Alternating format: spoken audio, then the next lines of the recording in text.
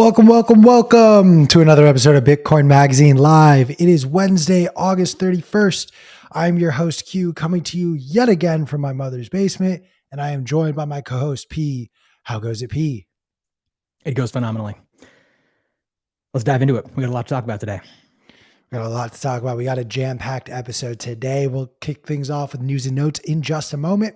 And in about half an hour, Mark Moss will be joining us as our guest today. And then, of course, it is Wednesday.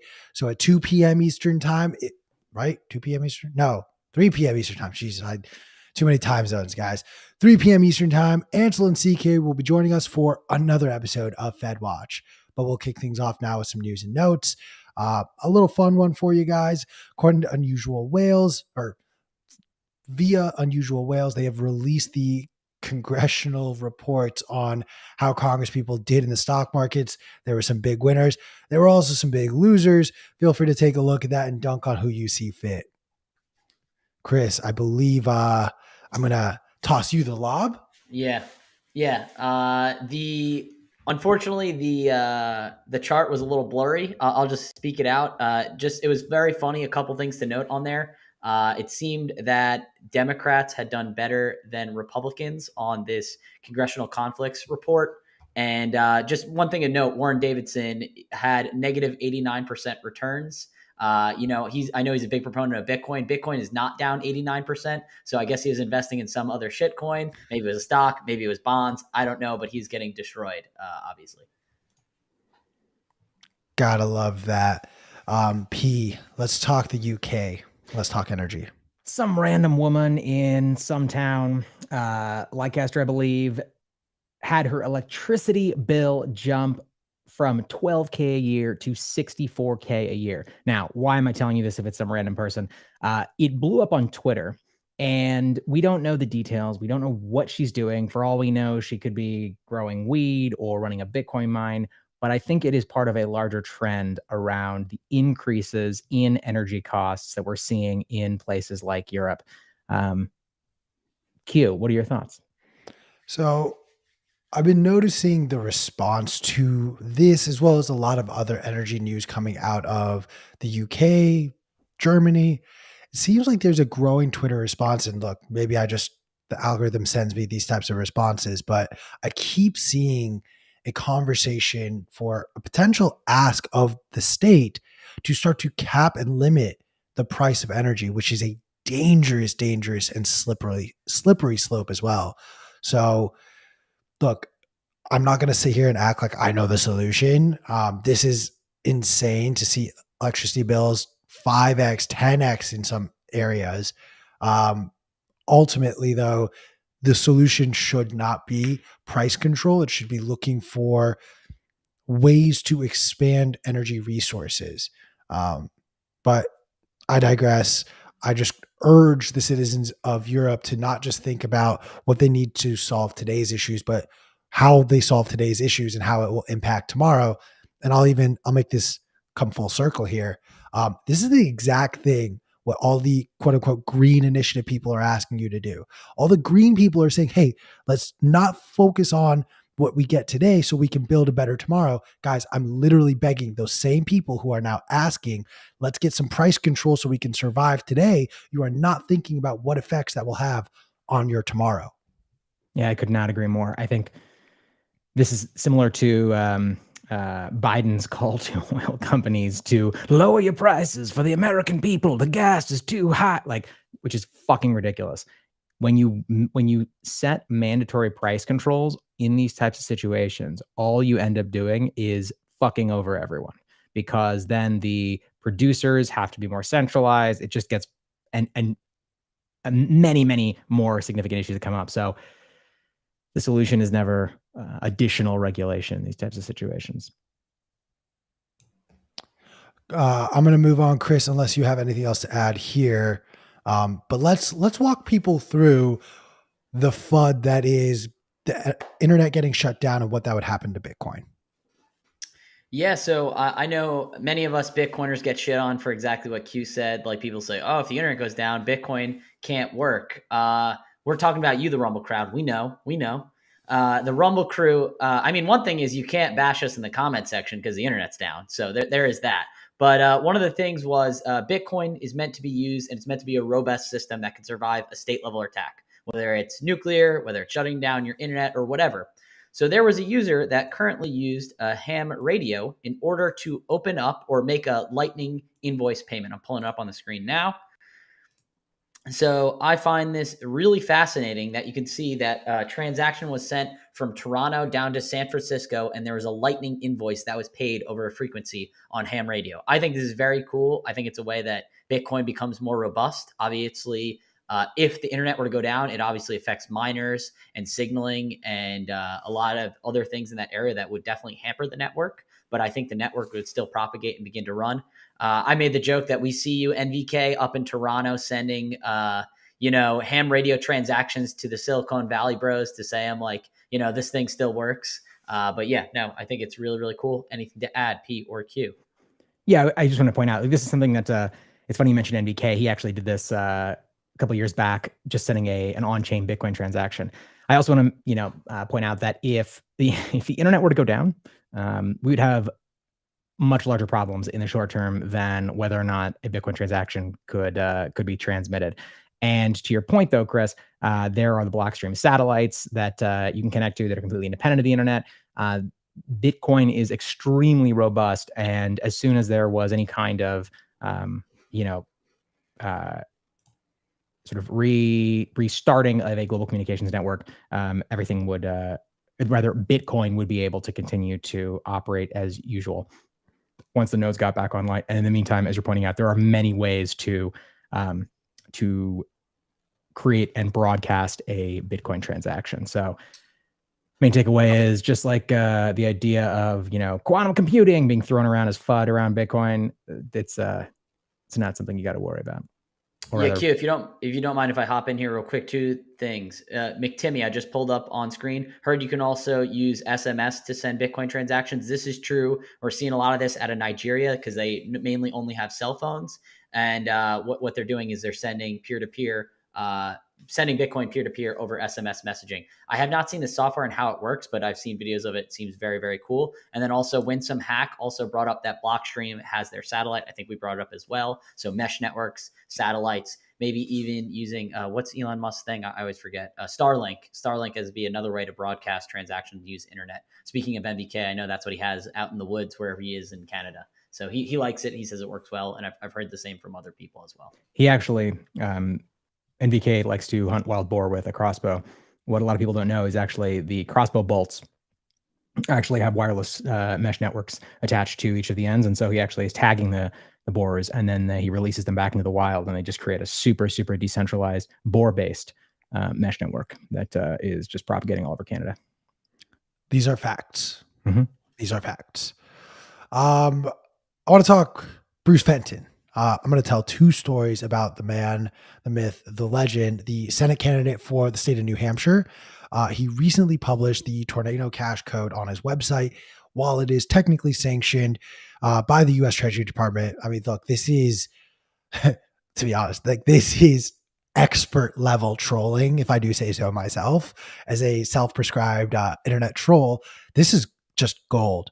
The man just said, you know what? I do not agree with the decision of the Treasury Department. If I had a position of power, I would be acting against them, and I would be doing and fighting for the people who do not believe that this is the right action. We'll be getting into it in greater detail with Mark Moss. I love this move by Bruce Fenton. I'm still skeptical on Bruce Fenton, but this is excellent.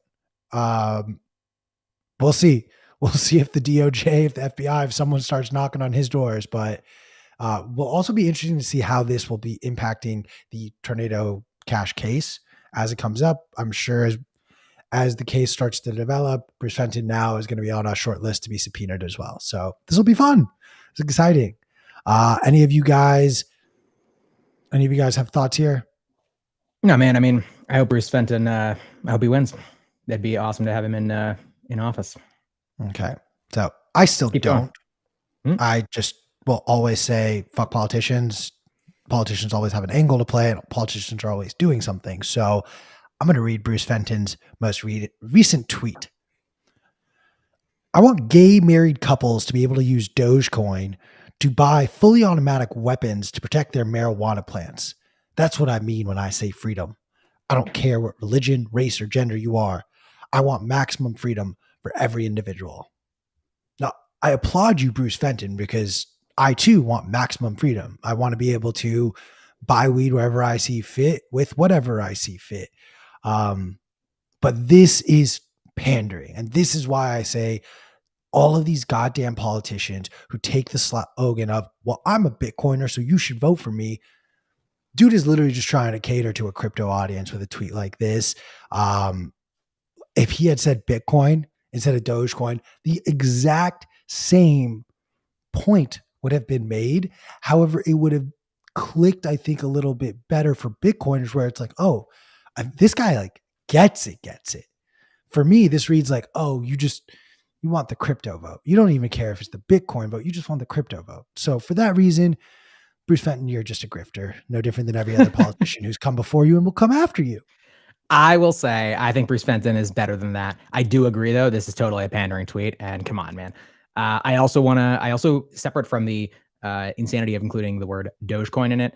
I think that the core of the tweet is awesome.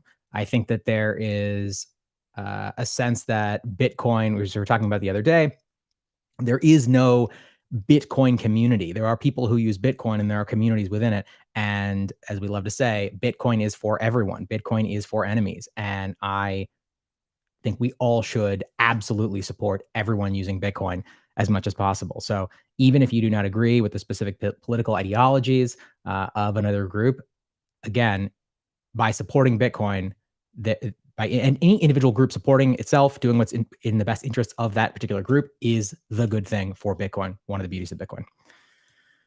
Bitcoin is for enemies. Yeah. Yep. P, can we get an update on the Lightning Network, please? Fuck yes. So the Lightning Network has been growing very, very rapidly. And when we say growing, we mean two things. We mean the sorry, I'm distracted by the Lightning transaction. We mean the number of nodes on the Lightning Network. And we also mean the number of Bitcoin that have been sort of staked, to use a more broad term, within Lightning channels. So again, the way the Lightning Network works is you have layer 1 technology, which is Bitcoin. Then you have the Lightning Network, which is a layer 2 technology that sits on top of that. So you run Bitcoin Core, you run a Lightning node implementation alongside of it. And it's this gigantic sort of spider web, this giant network of Lightning channels that connect nodes throughout the network. And it's this beautiful, as I said, gigantic spider web of all these different channels. So you do not need to be directly connected to any specific person, that is to say their node, or a node that they have access to, in order to make a Lightning payment. You simply can route through any channel that is public and available to you and has the liquidity. So in order to open Lightning channels, you make an on-chain transaction, which then kind of locks up that Bitcoin, that on-chain Bitcoin, in this channel between, in this example, your node and another node. So when we say that there are 4,600 plus BTC on Lightning, that means there are 4,600 plus on-chain Bitcoin that have been locked up in these Lightning channels, thus increasing the overall liquidity of the Lightning Network. So this is a significant amount of Bitcoin. And as you can see, I find it interesting, the rate of Bitcoin that has been put into the Lightning Network sort of increases in these, sort of like, it has these plateau periods and then it rockets up. But the takeaway here is that we got a lot of fucking Bitcoin locked up in the Lightning Network. To people that say, oh, you can't buy a fucking coffee with Bitcoin, you're 100% wrong. Go fucking download a Lightning wallet. Download, my personal favorite is Moon. That's MUUN. But more and more exchanges, more and more platforms are supporting the Lightning Network, that is to say, using it to transact. No, I think that's awesome. Speaking Chris. Speaking about the growth of Bitcoin in general, obviously the price has been beaten down. It's down, like 75% or whatever. As P just alluded to, the Lightning Network's growing. Also, the mining is going. Hash rate is going up. Normally, when hash rate fall or difficulty adjustments occur within 5% band, meaning if it goes up 5%, down 5%, that's kind of considered like normal operations. People are either unable to pay their bills, electricity costs change, whatever it may be. Right now, we're expecting a difficulty adjustment. So more miners are coming on the network. We're expecting an increase of 8.7% in the next few hours, in the next, I think, like 20 blocks or so. So this is the biggest increase in hash rate since last August. And this was right after the debacle of everything going on with China. So obviously China banned mining. It took some time for those to come off the network and then ship those ASICs to either Kazakhstan, Iran, the US, or more friendly jurisdictions to Bitcoin mining. I think this is awesome. We've seen growth in the Lightning Network. We're seeing growth in the hash rate. Yeah, I think it's really incredible. Q, Pete, anything else to add there? One small step for Bitcoin, one giant step for mankind. Or I guess one giant step for Bitcoin mining. I shook my head, but I do have something to say, as always. I think that it's an interesting moment in time, even as the price has decreased significantly, and as miners are going on sale. That is to say, you can buy an ASIC for less than you could 6 months ago, 9 months ago. It makes sense to me that people will be plowing capital into buying ASICs and then taking them online. So there's a lot of nuances going on in the mining space, but yeah, tick-tock next block. The network adjusts, the difficulty adjustment keeps everything on time and in tune. Let's hit it. All righty. Let's talk El Salvador. And an announcement came out yesterday from President Bukele saying that Bitcoin Beach will get a $203 million infrastructure investment. This is incredible news for the grassroots area where Bitcoin really started in El Salvador. This was a small local community where people started to use Bitcoin as a way to pay certain people who are doing jobs at Bitcoin Beach. It all came from a generous benefactor who donated a good amount of Bitcoin to the team that helped start Bitcoin Beach. And it has since transformed and helped sort of turn El Salvador into this Bitcoin hub. Excellent to see that they continue to invest in this community. It will be exciting to see how much further this can go. I have yet to go down. I don't think either of you have either, but definitely something on the bucket list. Definitely need to go surf down there. But cool. Let's talk about Rapid Gossip Sync. Rapid Sync. So the Gossip protocol in the Lightning Network is the existing protocol for how Lightning nodes, or rather Bitcoin Core nodes that are also running a Lightning implementation, pass information back and forth between themselves, because each node has its own sort of database of information, and then it uses that information to plan the payment routes through the entire network whenever you make a transaction on the Lightning Network. So initialization of Lightning nodes, if your Lightning node has been offline for a significant period of time, can take a lot of time. And so that there's a new development that the Lightning Dev Kit, or LDK, which is a project that's out of Block, has come out with, which is the Rapid Gossip Sync protocol. And it will allow Lightning nodes to download that initial information much more rapidly than they can right now. So it's a significant improvement. I'm super excited about it, and I think that the amount of energy and resources that large companies like Spiral, like Block, like Cash App, and of course companies outside of that specific ecosystem are devoting to not only improving their own products and projects in a closed system, but also into improving the overall Lightning Network is huge. And it's something that I really, really appreciate about the Bitcoin space specifically, which is people are much more aware that releasing improvements that they have developed internally within their own systems to the larger network improves everything and everybody's ability to use the network. So props to you guys, props to LDK. Check it out. It's pretty awesome.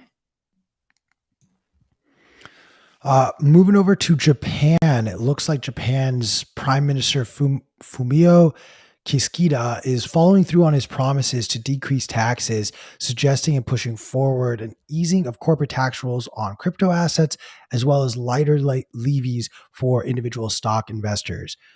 This is positive news. Ideally, this extra money will now circulate in the economy. It would be great if, the Japanese yen was actually like a valuable currency in 2022, but unfortunately it's not. Could be too little too late, or it could be the right injection of more capital in the country. I personally think that this is just a doom spiral, and inevitably Japan will run on the dollar before it eventually finally capitulates and adopts Bitcoin. But what do I know? I'm just speculating here, talking out my ass a lot. Thoughts, feelings, concerns about the Japanese yen? Yeah, no, Q, I completely agree. It's interesting, though. It seems like this is counter to what most governments do. Normally, they'd crack down. They'd be like, you can't invest outside the country. You're forced to buy Japanese bonds. Like, that's just something that I would think to see in most governments, I'm not just poking fun at Japan. Like, I can see this in China, definitely. I could see this in the US potentially. Like as governments start to lose control, you clamp down control by doing things instead of allowing more capital to flow in. I think while they're trying to be innovative and have capital come to Japan, I think it might have the reverse effects. And then they might clamp down that like capital might flee Japan. Like, hey, we're not buying this Japanese bond. Like we're going to flee to other markets, but we'll see. I hope it brings in capital. And, this is basically like the glue and the duct tape trying to hold on this financial system that is wobbling to collapse soon. Yeah, I think, Chris, you bring up an excellent point. You're not preserving capital in your homeland. You're not preserving your own nation's currency. Like this genuinely feels to me like the step before you just admit like, hey, like the yen is useless. Like just everyone, we're going to just get rid of the yen and we're going to use the dollar. So something to just be aware of that is, to me, becoming a much more likely scenario. I digress though. We got some more Mt. Gox news. Chris, what's going on?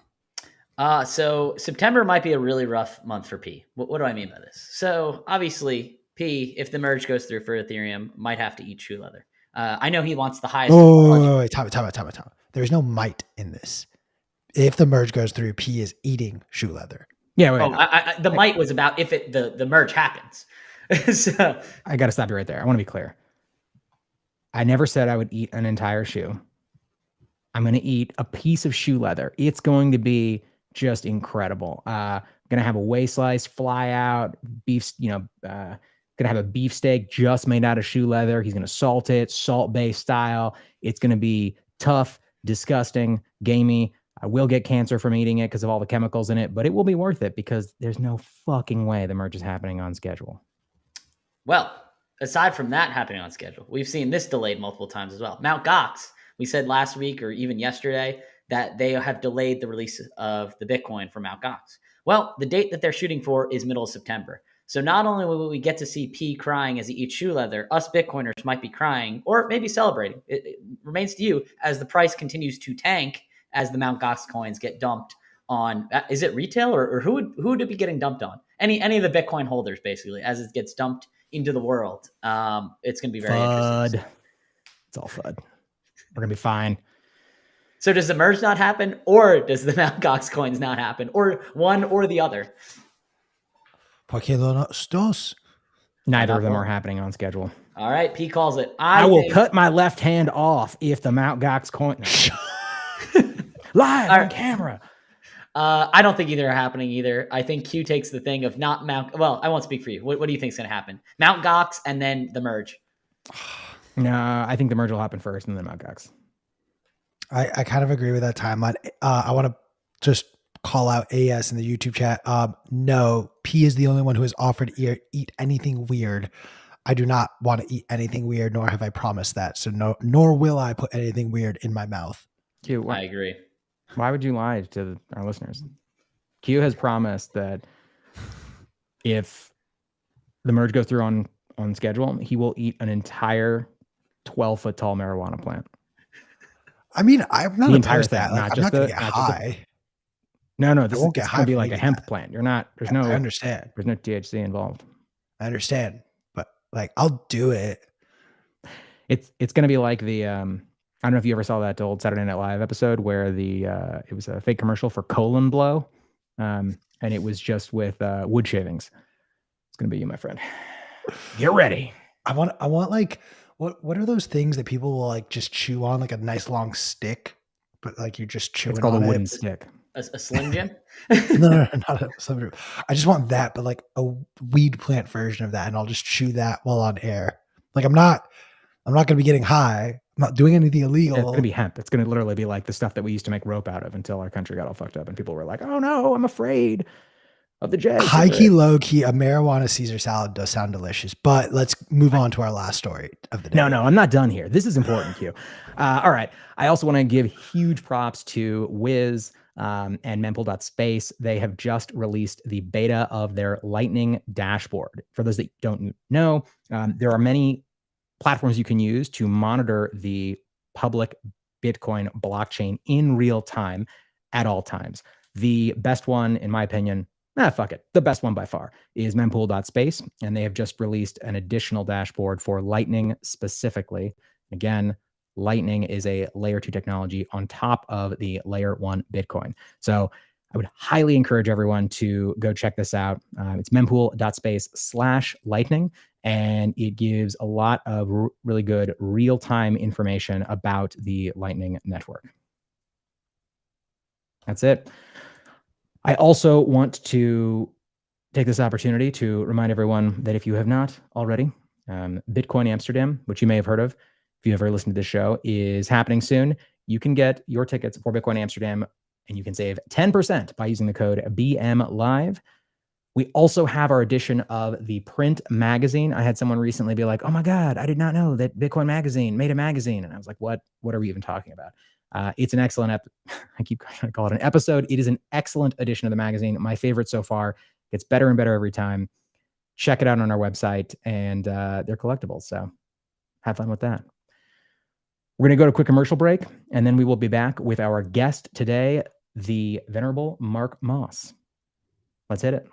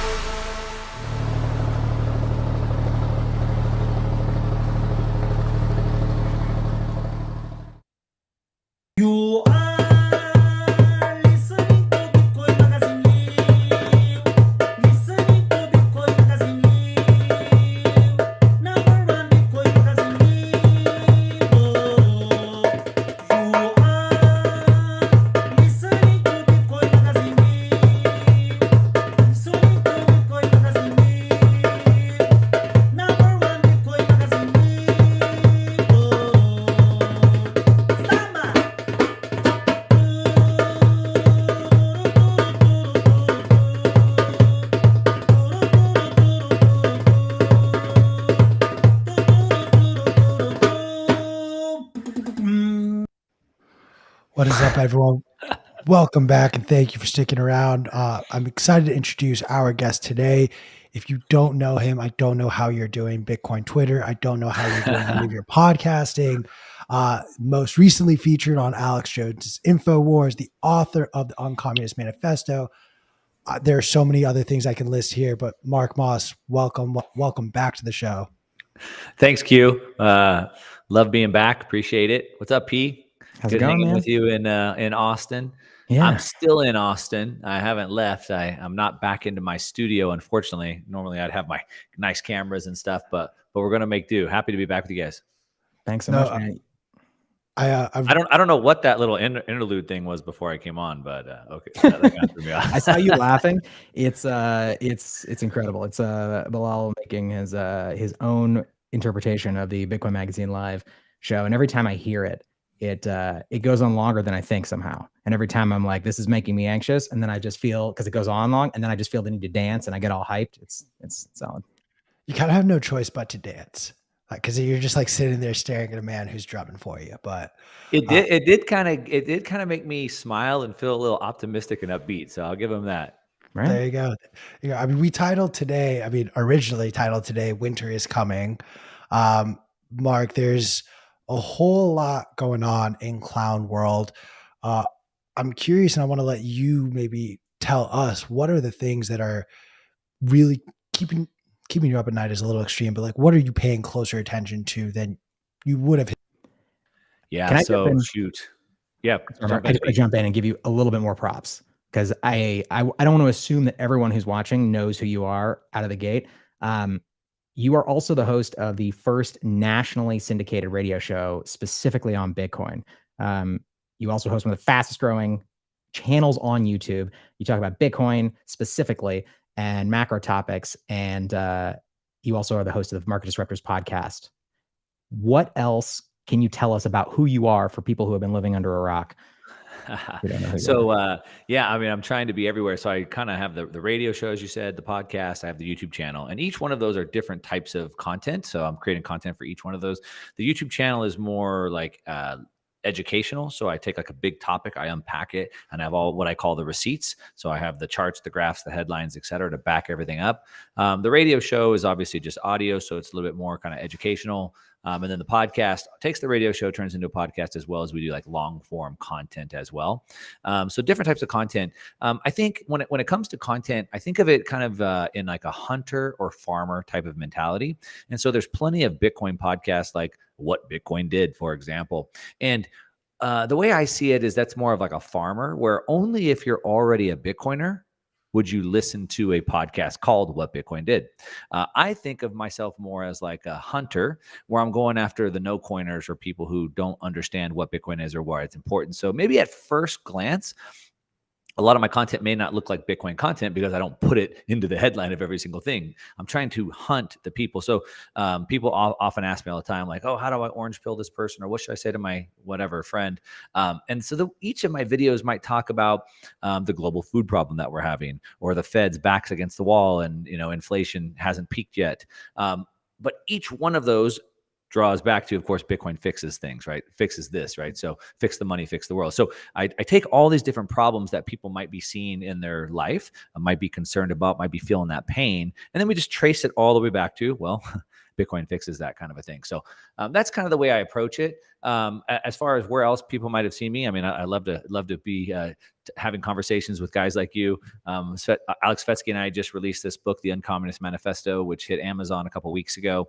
I think we're doing pretty good with that. I feel good about it.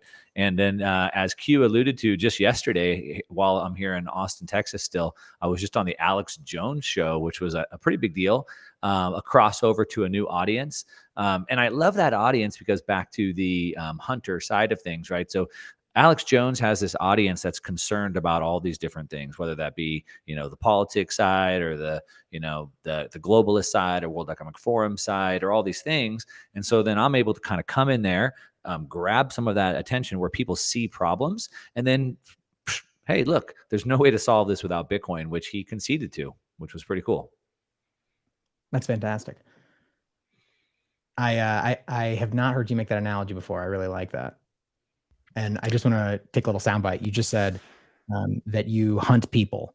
That might be taken out of context, but I'm going to just roll with it. So, well, I don't hunt people. It's more like I put the content out and people come in. I think of it a better analogy. The way that I think about my content, and one of my friends who's a marketing coach, he kind of helped me with is like a lighthouse. So a lighthouse shines its light out, and then the boats that need it will come in off that light. So I put this content out like, hey.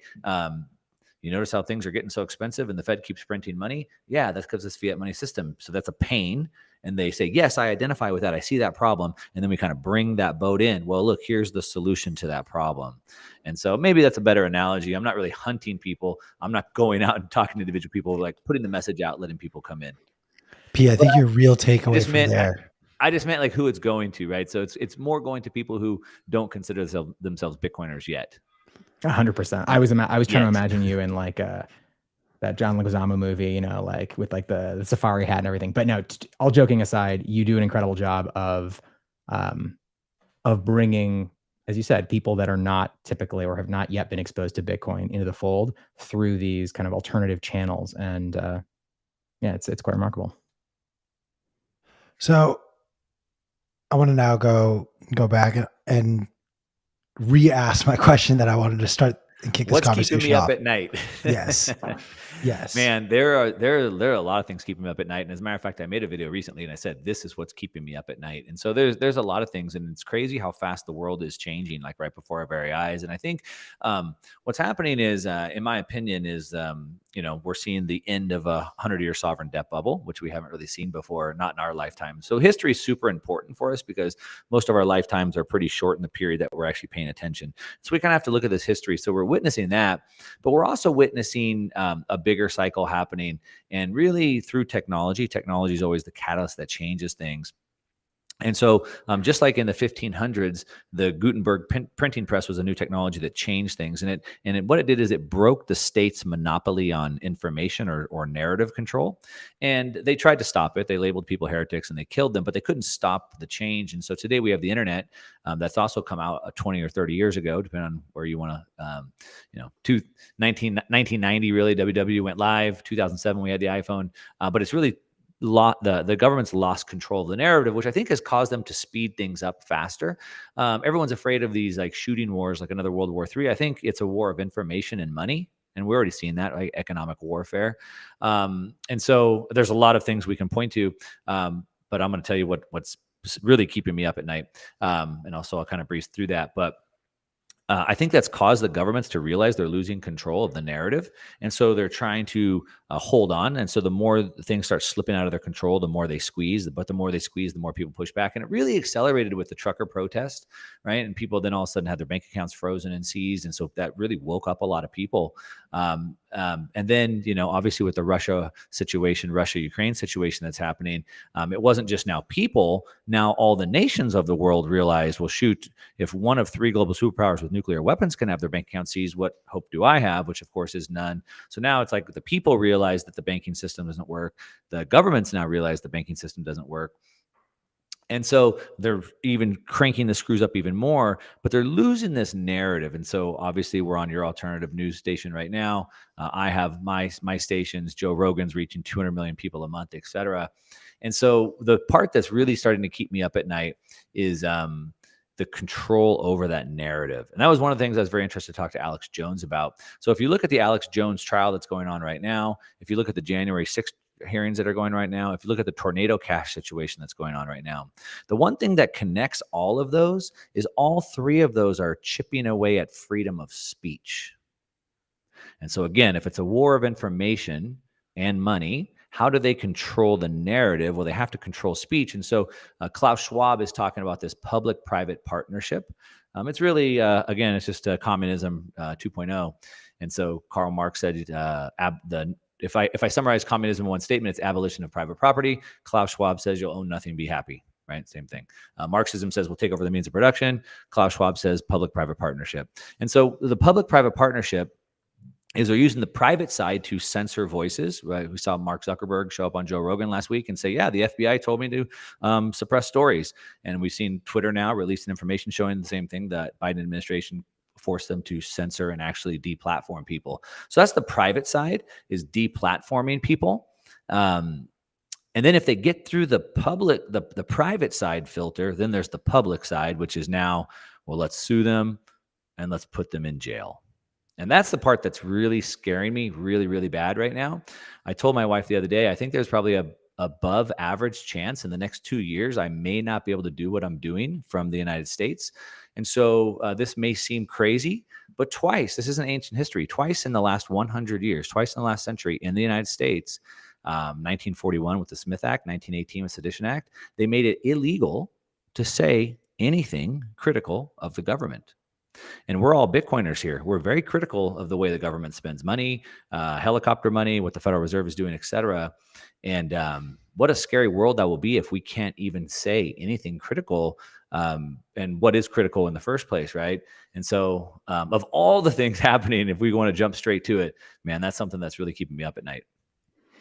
No, let's unpack all of these. And I have the bandwidth, and I have, frankly, the ignorance is the wrong word. I'm willing to get canceled by Bitcoin Twitter and go down these rabbit holes with you, Mark. I always appreciate and love our conversations. I know that we maybe don't necessarily see eye to eye on everything, but I also, like, you and I have had conversations offline where I've just point blank asked you, I'm like, but like how, why? And I really, really do appreciate your perspective. So I want to let's start with Alex Jones conversation. This is something that's coming up in the chats as well. And you bring up the Sandy Hook trial that he's in. And on one hand, there is a freedom of speech aspect to this where we should have the ability to say what we want. There is another aspect of this that I do think warrants a conversation where who becomes the arbiter of truth. And that I think is more what this and many of these cases are about, is who is becoming the arbiter of truth. Where are we supposed to look for guidance in these matters when we're being told consistently, like, oh, this is fake, that's fake? You have Google changing the way your search results come back. It's becoming harder and harder to find authentic, real, first person news sources, and you're getting everything second, third, even fourth hand. How do you stay combative to that sort of push by big tech, while also understanding, I think, humanity? You are not a terrible person. You are a very kind-hearted person. I know. I'll just be blunt. I think that was a terrible thing that Alex Jones did, point blank. Whether it's illegal or not is a separate issue, but to force people that's exactly that's a separate issue. So first of all, I didn't go to Alex Jones to talk about Sandy Hook. Totally. I'm not a huge Alex Jones fan. I don't watch his content on a regular basis. And I didn't even go there to talk about that specifically. I was on his show. He actually let me host his news desk. He got up and left, and like I hosted it. Me and Alex were there, Svetsky and I, and we were talking about what we wanted to talk about. We were talking about changing the world through building alternative systems, parallel structures, if you will. Bitcoin underpins that because we can't build these alternative structures, parallel structures, without the freedom of payments. So he allowed me to host his desk and talk to his audience, and we orange pilled everybody. Then I did interview him, which will be coming out later on some of my channels. And I did not go there to talk about Sandy Hook. And to be honest, I don't know that much about the intricate details of what he did, what he said, what he didn't say. So I don't really care about that. But he opened up and he gushed about it. So a couple facts. So one, there's a lot of things that the government has done since government's been around. We can go back to the Roman Empire days. We can go back to the Iran-Contra situation where they're buying and running cocaine and selling weapons to Iran. We can look at just recently in Minnesota or Michigan, Governor Whitmire there's this plot to kidnap her, and they found out that I think it was 10 of the 12 people that were in the plot were actually government plants that were all trying to get each other to do it. And so we know that the government has this history of doing some shady things. And the way that you build trust is with transparency. So if I was with my wife in bed and I'm texting on my phone at like midnight and she's like, hey, who are you texting? I was like, but don't worry about it. Then she would get very suspicious of me. If I said, oh, I'm talking to my mom, she wants to come over on Sunday, then it would be, they would build trust. So when we have these suspicious things that happen, and there's a lot of questions that need to be answered. If the government would come out and say, hey, here's the information, here's the fact, then it starts to build transparency. When they hide stuff, then it leads people to start speculating. Just like if I lied to my wife, she would start to speculate about what I may or may not do. So first off, you build trust through transparency. If the government wanted to stop people from speculating and the Alex Jones things, then they would just be transparent, first of all. Second of all, again, I don't know the intricacies of the case, and I'm not here to defend him one way or another. What he told me, though, is if he goes live 4 hours a day, every day, 4 hours. He went through everything he ever talked about Sandy Hook ever, and it was 24 minutes of content. He goes live 4 hours a day. So all he ever said about Sandy Hook was 24 minutes. What he said to me, and I haven't gone back and watched it, and I don't have the facts, nor do I need to defend it. But what he said is, he said that I said that this could be a staged event. I don't know if this is real. This may not have happened. He said that he admitted he said that. He told me he never one time said anybody's name. He's like, I don't know who their names are. I never said any of their names. I did question if that event happened. And if you guys remember at the time, there was all this stuff that came out, speculative stuff. And he said, I did question it, but I should have the right to question it. Since then, he's apologized. Okay. He said that, yes, I said it. Yes, I apologized. So, okay. He questioned it. He apologized. That's it. Now, let's say that that's not true. Let's say that he specifically said, hey, this parent's a fool and he's an idiot because his kid was in that school and got killed and he should have been better. Well, that'd be horrible. That'd be super mean. As you said, I'm a kind man. I don't think that would be okay. No one should be insensitive like that. And if he hurts someone's feeling, that's bad. And I would say he shouldn't do that. But that's not a crime. That's not illegal. Not to question something. So I don't want to get into the weeds because I don't know that situation that well. But what I do know is what he told me. And I do know even if he had done worse things, it's not illegal. So that's kind of my stance on it. I mean, look, Alex Jones has been right on numerous things. Whatever you feel about him or not, ultimately being an asshole isn't a crime. As much as we'd like to see assholes locked up, like it's not a crime. I just want to say, I do not want to see assholes locked up. If you do something that's like bad, sure, why not? We can discuss it. So if from my pulpit on my YouTube channel, for example, I said anybody that whatever in this group, they're bad and everyone should go out and kill them. And then people did, right? And they said, hey, I watched Mark's video and he said we should go attack this group of people. And we did. Well, okay, that's a crime, right? I told people to go do acts of violence. That's a crime, right? I get that. But if I just said, haha, look at those people. They're stupid. They're ugly. They're fat. They're whatever. Like, I almost believe we should have freedom of speech because we should know who those crazy people are. we should know that, right? So anyway, that's kind of my viewpoint on that. That's his stance. That's what he told me. I haven't done enough research to know the intricacies. I don't really care. The way that I see freedom is very messy. It's not easy. Freedom is messy. And we have to understand that because of freedom, people will do things that you don't like. And an authoritarian tries to control that. And for freedom, I just say, hey, you have the right to say that and go for it, right? So Q, what do you think? Go ahead. Wait, what does Q have to say? Come on. No. I love that because you're right. Freedom isn't free. Like there is a cost to it, and we have to sort of give some things up to get the other things that we want back. Like I'm a big believer in, and I've gotten stuck on this idea that, especially in a system where we live in this country, there is a spectrum of people who want certain things from the state. Some people genuinely want nothing. They want their property. They want to be left the fuck alone, and they will handle their business from there on out. Then there are people all the way on the other end who literally need everything handed to them from the state. And then there's a good majority of people in the middle who let me address there's this David Hunter keeps dropping these comments here. Hurting feelings, ? Sandy Hook was horrific. The parents of dead children insane. It's not a crime, but Mark gives Alex permission to capitalize on the murder. Let me address that question for a second. I'm giving Alex permission to capitalize on the murder of children. So let me reframe this. If David Hunter NYC can think clearly and think about both sides of this. So again, I said what connects the dots of those three events, in my opinion, is attack on free speech. So Tornado Cash, what does Tornado Cash have to do with Alex Jones? Well, what they're doing is they're saying, well, terrorists use Tornado Cash to potentially do bad things.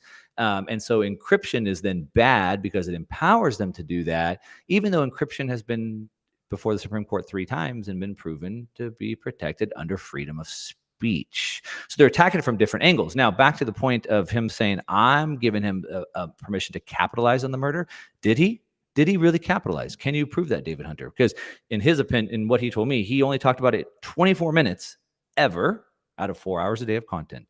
What did he capitalize on? He talked about it like a news story. It was a hot news story. He's a news reporter. He talked about it. Let's talk about capitalizing, though. Mainstream media has talked about Alex Jones talking about Sandy Hook for hundreds of hours. He talked about it for 24 minutes. Mainstream media has talked about it for hundreds of hours. Who's the one capitalizing on it? And kind of to the point where if you have an open mind, what they do in order to attack things like freedoms, right? Freedoms that are protected under the Constitution, no less, is they try to take things that are horrible, that everybody would generally have consensus. If someone takes a gun and shoots a child, everybody hates that. Unless you're some whack out crazy person, everybody agrees. That's horrible. I agree, right? If somebody says mean things about someone's kid who died, everybody would agree that that's wrong and that's bad and that's abhorrent. Everybody agrees with that. So they take something that has this general consensus and then they use that to then push their agenda. Okay, so who's capitalizing on it? Him with his 24 minutes, or mainstream media that has now hundreds of hours to push an agenda and now is trying to put laws in place to prevent other people from saying things? Who's capitalizing?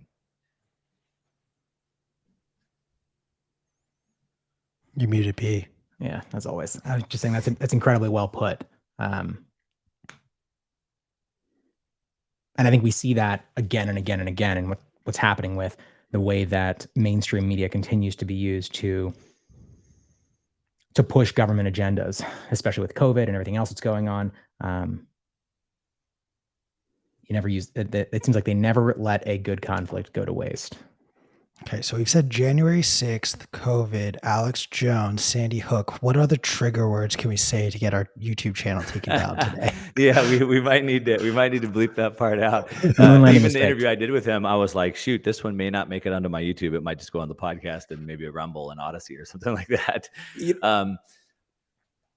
I will say, like, I listened to his talk with Joe Rogan, and it was the irony of the 3+ hour conversation being all catered around censorship to only then have Spotify censor and take down that conversation. It was a very sad action. And it goes back to this idea that he's not mainstream media, and mainstream media doesn't like him. And so therefore, instead of just rejecting him, letting him go off and do his own thing, we're going to attack him until he's lost all credibility. Whether or not you agree with him, whether or not you like him, he has been right good amount of times on a lot of things, and he does the work, he does the research to back up a lot of his claims. He also talks out of his ass a lot of times, and will get called out for that. But well, part of it also, and he's admitted this. And again, I'm not here to defend him. I'm not even a big fan of his. He asked me to come on the show. I'm trying to promote my book. I want to push Bitcoin to his audience, right? So, but he was a raging alcoholic, and he used to make all his videos drunk. And now he's sober. No joke. He admits this. So during that period of time, he was a raging alcoholic, and I'm not trying to give him a pass or anything like that, but it's important to understand the nuance of these situations. And so he was a raging alcoholic. Today he's not. But the thing that I want to defend, the thing that I will die on the hill of, is that we all should have the right to question things. I should have the freedom to question everything. All of science has advanced because men question things. And so what we're seeing today, again, back to the freedom of speech. Okay, another example, if we jump off this story for a minute.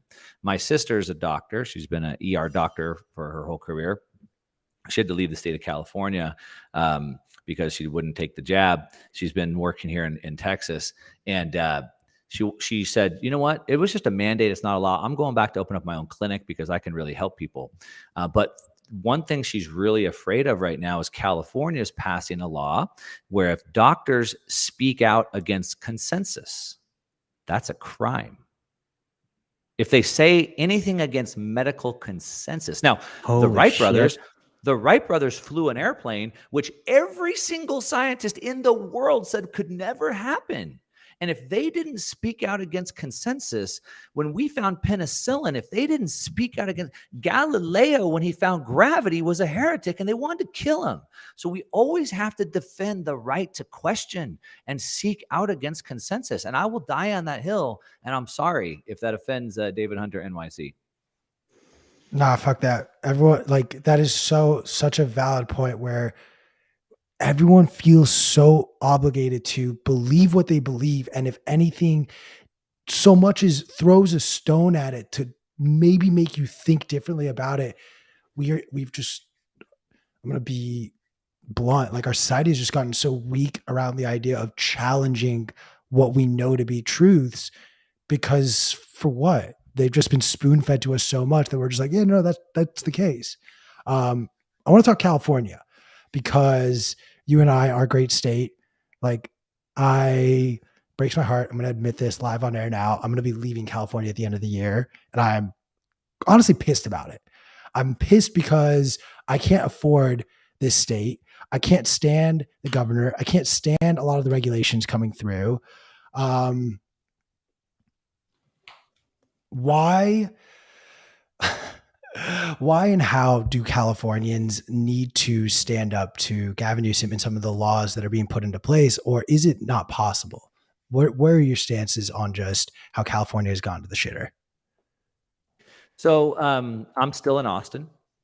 My story you can find on my YouTube channel. I bought a little, what I consider a ranch. Coming from California, it's a ranch to me. And people in Texas laugh at me and say a ranch, anything less than 100 acres isn't a ranch, but whatever.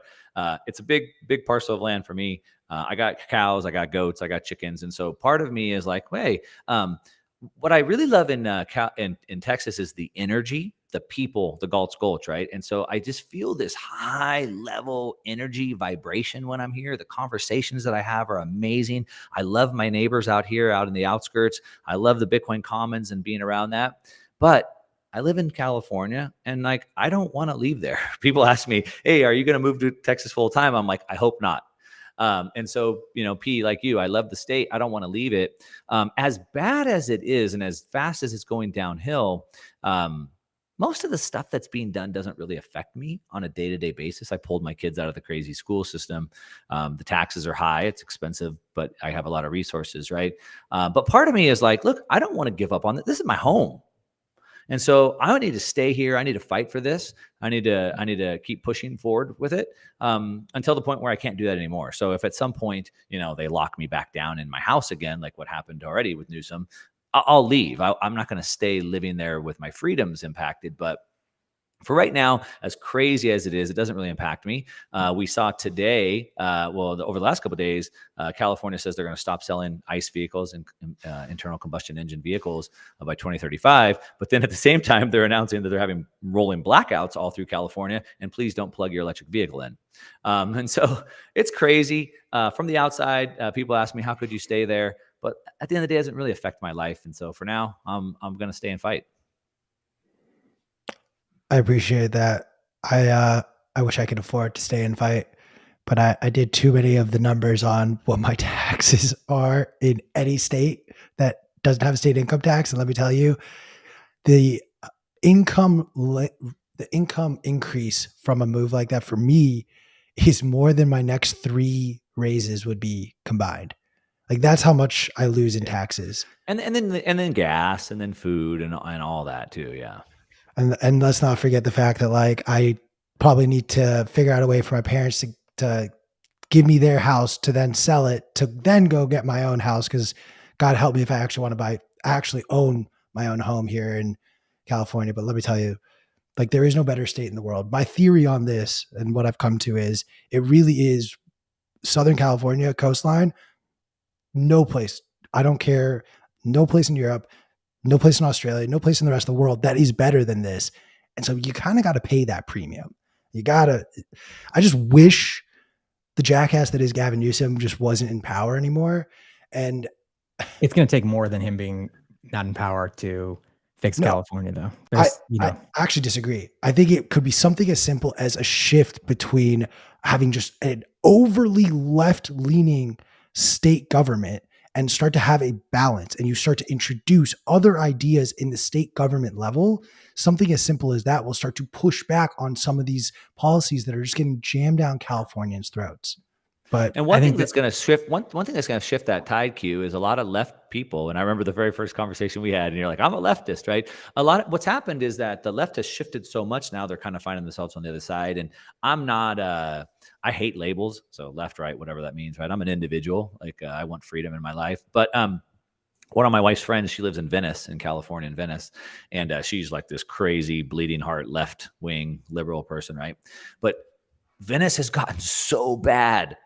The homelessness problem is so bad. The drug problem is so bad. She's like, I can't take it anymore. And now I see how bad these policies are. So one thing Alex and I talk about, back to our book again, if you haven't checked it out, Uncommunist Manifesto, shameless plug. We talk about that people haven't really thought through past a first order thinking. So what do I mean by that? Well, let's just give people money to not work.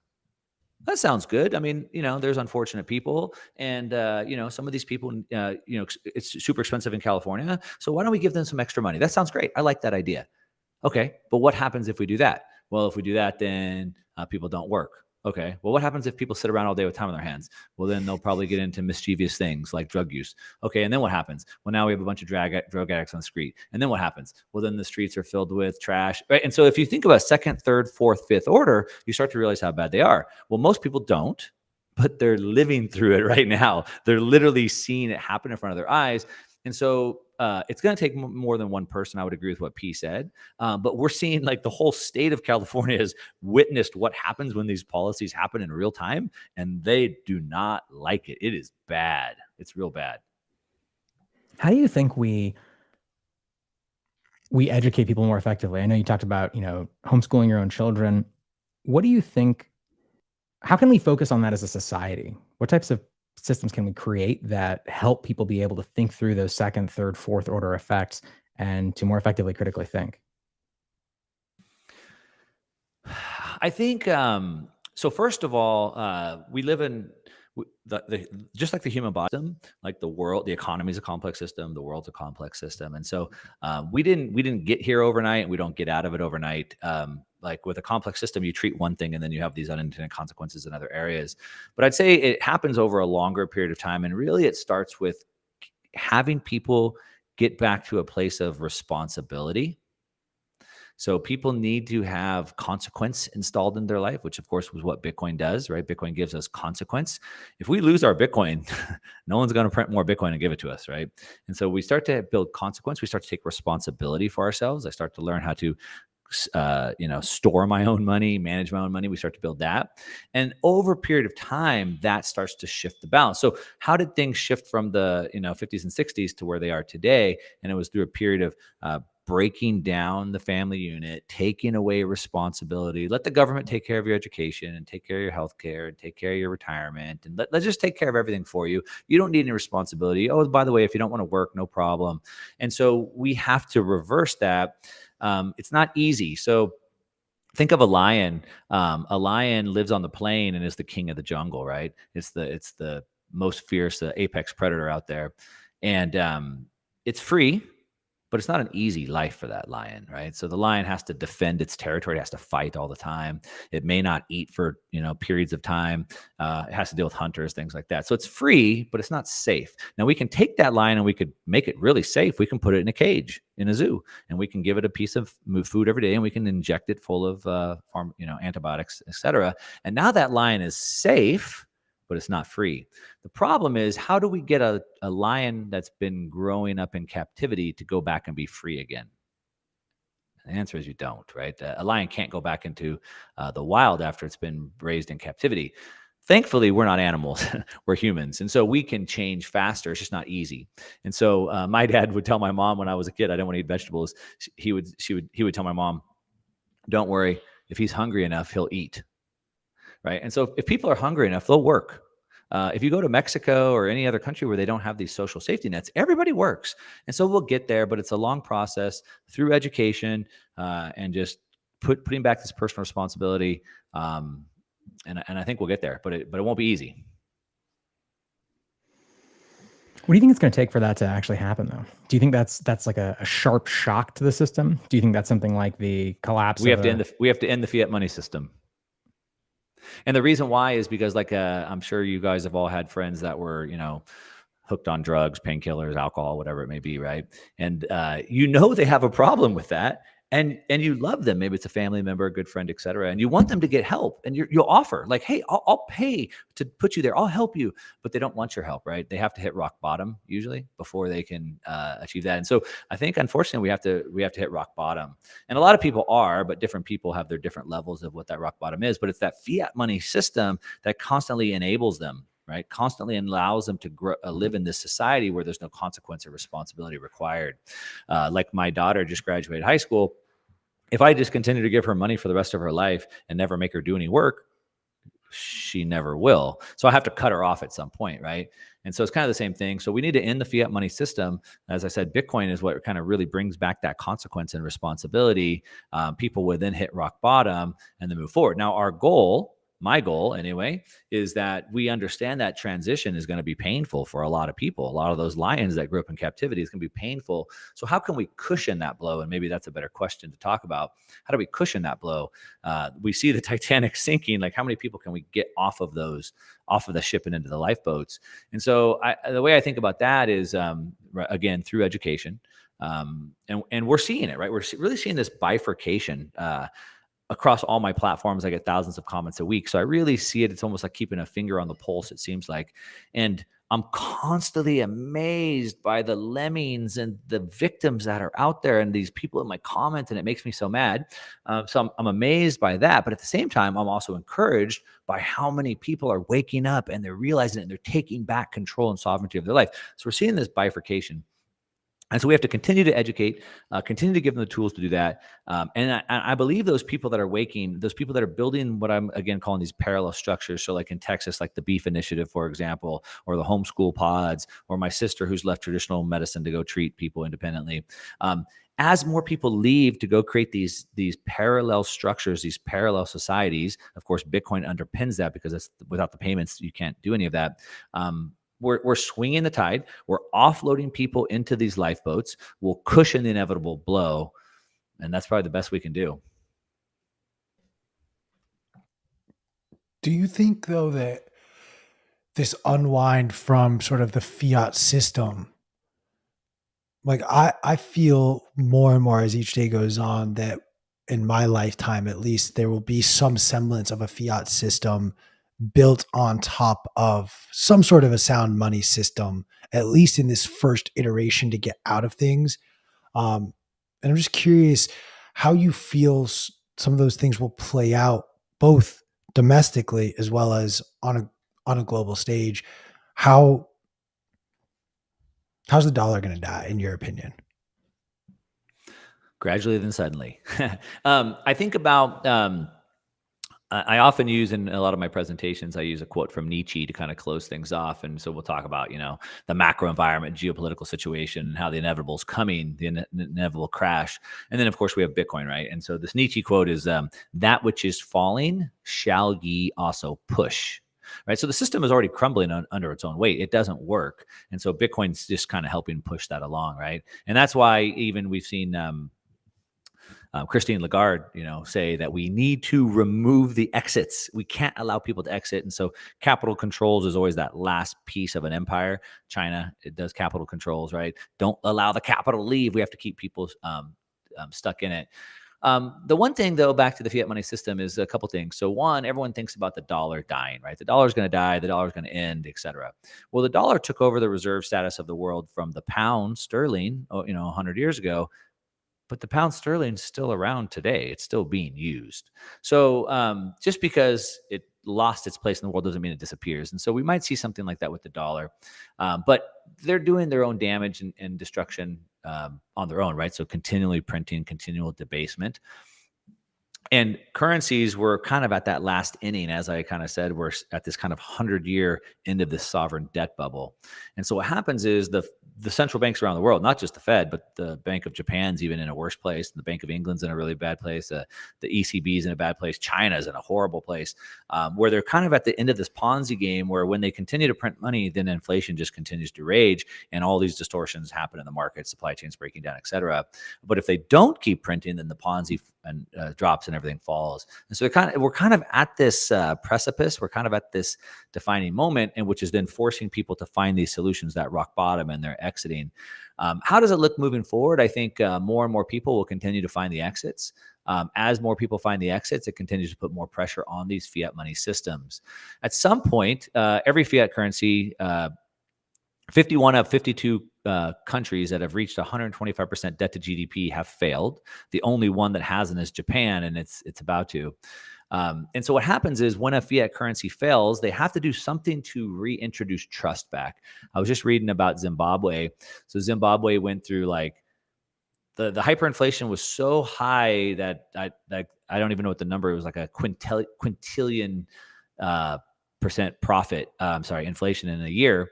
And then they changed the government over, and then they pegged the Zimbabwe dollar back. Well, first they went to the dollar. After years, they said, okay, well, let's try our own currency again. So they had to reattach it to the dollar to get trust. That's the first step. Then they said, okay, now let's try our own currency again, but we're going to peg the Zimbabwe currency 1-to-1 with the dollar. And then it was 2-to-1 and 25-to-1 and 50-to-1 and 500-to-1. And here we are back to Zimbabwe's currency crashing. So the fiat currencies, they're at their end of the rope. Debasement is here. There's no way out of it.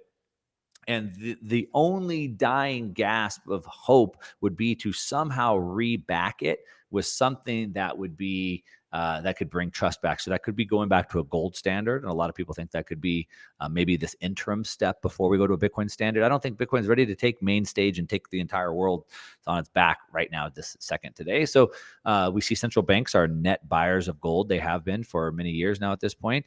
Of course, we see what's happening with Russia and China. They've been accumulating massive amounts of gold. Now the BRICS nations, which make up now 50% of the population in the world, half the world is now part of the BRICS. And not just that, but 60% of the gold production comes from those BRICS nations, where less than 20% comes from the US and England. And so now they're setting up their own LBMA competitor to price gold. And so maybe, they try to go to this gold standard, which is like this medium that will fail again because gold already fails. It fails because of the centralization aspect. And then maybe we go to more of a Bitcoin standard. I don't see fiat being put on top of Bitcoin. I don't think that really works. But maybe some sort of like a fractional reserve type lending system could. Fair. No, I appreciate that. And, you brought up Japan. We talked about Japan briefly at the beginning. You also brought up Canada and sort of the trucker protest that has now turned Canada into what a lot of people thought was a normal, safe place to now it is a dictatorship just north of our borders. We talked at the beginning of this episode about the energy crisis going on in Europe, some energy bills coming out of the UK. We've seen the futures markets in Germany as well. They've started to taper off a little bit. I'm curious with these G7 countries. Jesus, it's Wednesday and my brain's still a little fried. These G7 countries, we're starting to see the decay of their fiat currencies, but this was the gold standard. Developing nations around the world looked up to these countries, the way they built themselves, the way they built their currencies. But now we're starting to see the deterioration. Japan and the yen are very close to, if not already, just done.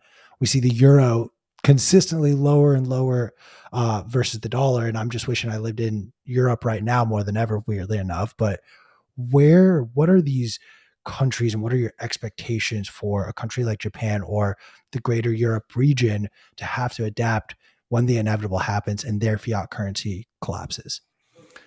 I'm not a doom and gloom guy, although, like I said, I try to reach people with problems and then bring them in. So a lot of times my content may appear doom and gloom. And the reality is the realist in me believes that we still have more pain ahead. And then I do believe, the system will reset and we have all this hope and prosperity on the other side. But I think there's more pain ahead and we can see this. And so you asked the question about Europe specifically.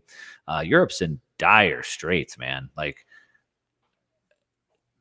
over the next year, it's going to be a serious situation. I have a video on my channel talking about the collapse of the EU and it breaking apart. They basically cobbled all these nations together, and you have kind of Germany, which is like this economic powerhouse of Europe, and it's the economic powerhouse because that's where the manufacturing bases are, and so it has all this exports and it has this good economy, which is interesting. Well, that's a whole other rabbit hole I won't go into. But this fourth turning kind of a thing: hard times create strong men create great times, and so Germany coming out of World War II was forced to pay war reparations, which led to hyperinflation, and they had to rebuild their country at the same time. And so those hard times created strong men, but now they have really weak times. Weak men created bad times. But so Germany now has decided to shut off their nuclear power over the last decade. They've shut that down. They don't get any natural gas out of the ground anymore, and they're just dependent on Russia for their energy. But what's important, not to dig into that specifically, but they're pulling Europe along. But then you have the pigs nations, right, which Portugal, Italy, Greece, Spain. Those nations need to be dragged along. So Greece has gone through multiple bailouts over the last decade, austerity packages, et cetera. And so now Europe is introducing something called, the ECB is introducing something called fragmentation, where basically they take the money from the good countries and they give it to the bad countries. But how long is that going to go for? That's not going to last very long, and it's already failing. But then that's just the first problem. The worst problem is that because of the energy crisis that's happening, now Germany is actually deindustrializing. So they've been able to build all become this economic engine, become this powerhouse of manufacturing. But now, because they can't afford the energy, the factories are shutting down. So they're shutting the factories down. The factories are moving. And so now there's no output. Now they're net importers for the first time instead of being exporters. And so when that falls apart, the whole thing falls apart. And I think this is going to come to a head pretty quickly. We never know how many more magic tricks these bankers have up their sleeves, but it's kind of like this. It's like coming together closer, closer, closer, and it's coming there. So I think Europe, I would expect some big fireworks to happen there before we see it in the U.S. So I want to present a question or an idea that we talked about Europe at the very beginning. And I'm sure you saw, or if you didn't, there was a picture going around of a woman who owns a bakery in Leicester County, whose electricity bill is essentially 5x'd. Crazy, scary, and a tough situation to be in, yes.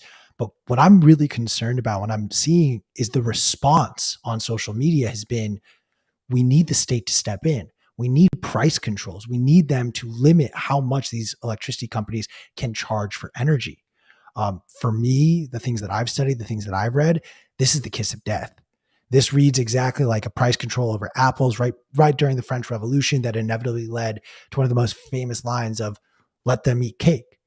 I'm curious of your thoughts. Do you think we're going doom and gloom, Mark? You're on the doom and gloom show, so I can talk doom and gloom. I'm good with doom porn. To show how out of state they are, I mean, I would say look at the United States, right? So Grantham, the Energy Secretary of the United States, she was asked in a conversation, like talking about the strategic petroleum reserves being drained, and well, how many barrels of oil does the U.S. use in a day? She couldn't answer that.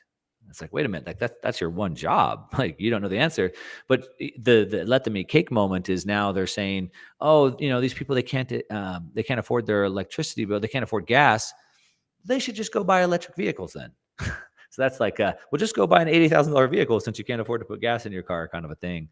On the doom and gloom side, a couple things come to mind. So it seems like really, if you, again, go back through history, the one big problem that governments have is obviously losing control of the people. That's actually where we started, right? This control and this narrative. And so the one big problem that every country is facing right now is these populist uprisings, right? Civil unrest. And so humans can go through all types of pain. We can put up with all types of things. But when you can't eat, and specifically can't feed your kids, it's on, right? Game on. They call it 9 meals to anarchy. You don't eat for 9 meals, and like it's game on. And so it's this delicate balance of on the doom side. This is what Alex Jones was talking about, back to bring him up. But the leaders, the central planners, wanting to control scarce resources, food and energy. So if they can control scarce resources, then you depend on them for the most essential things. And when you depend on them for the most essential things, you don't have time or care about higher level things. So go to third world nations, even go to Mexico. It's not even that bad.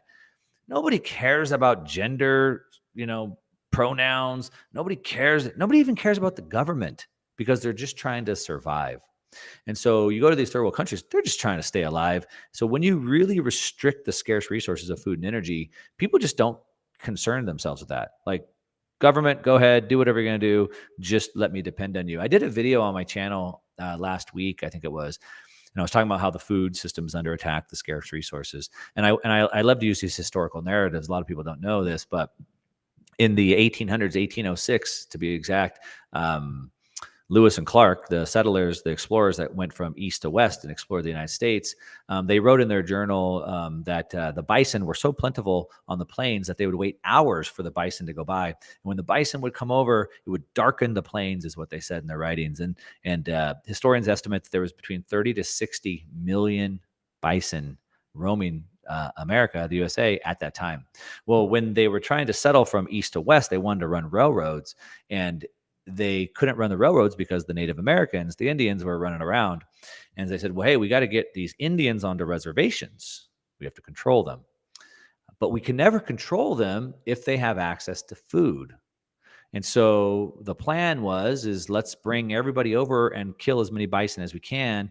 And from 1806, when there's 30 to 60 million bison, to about 1870. So in about 65 years, there was about 350 left.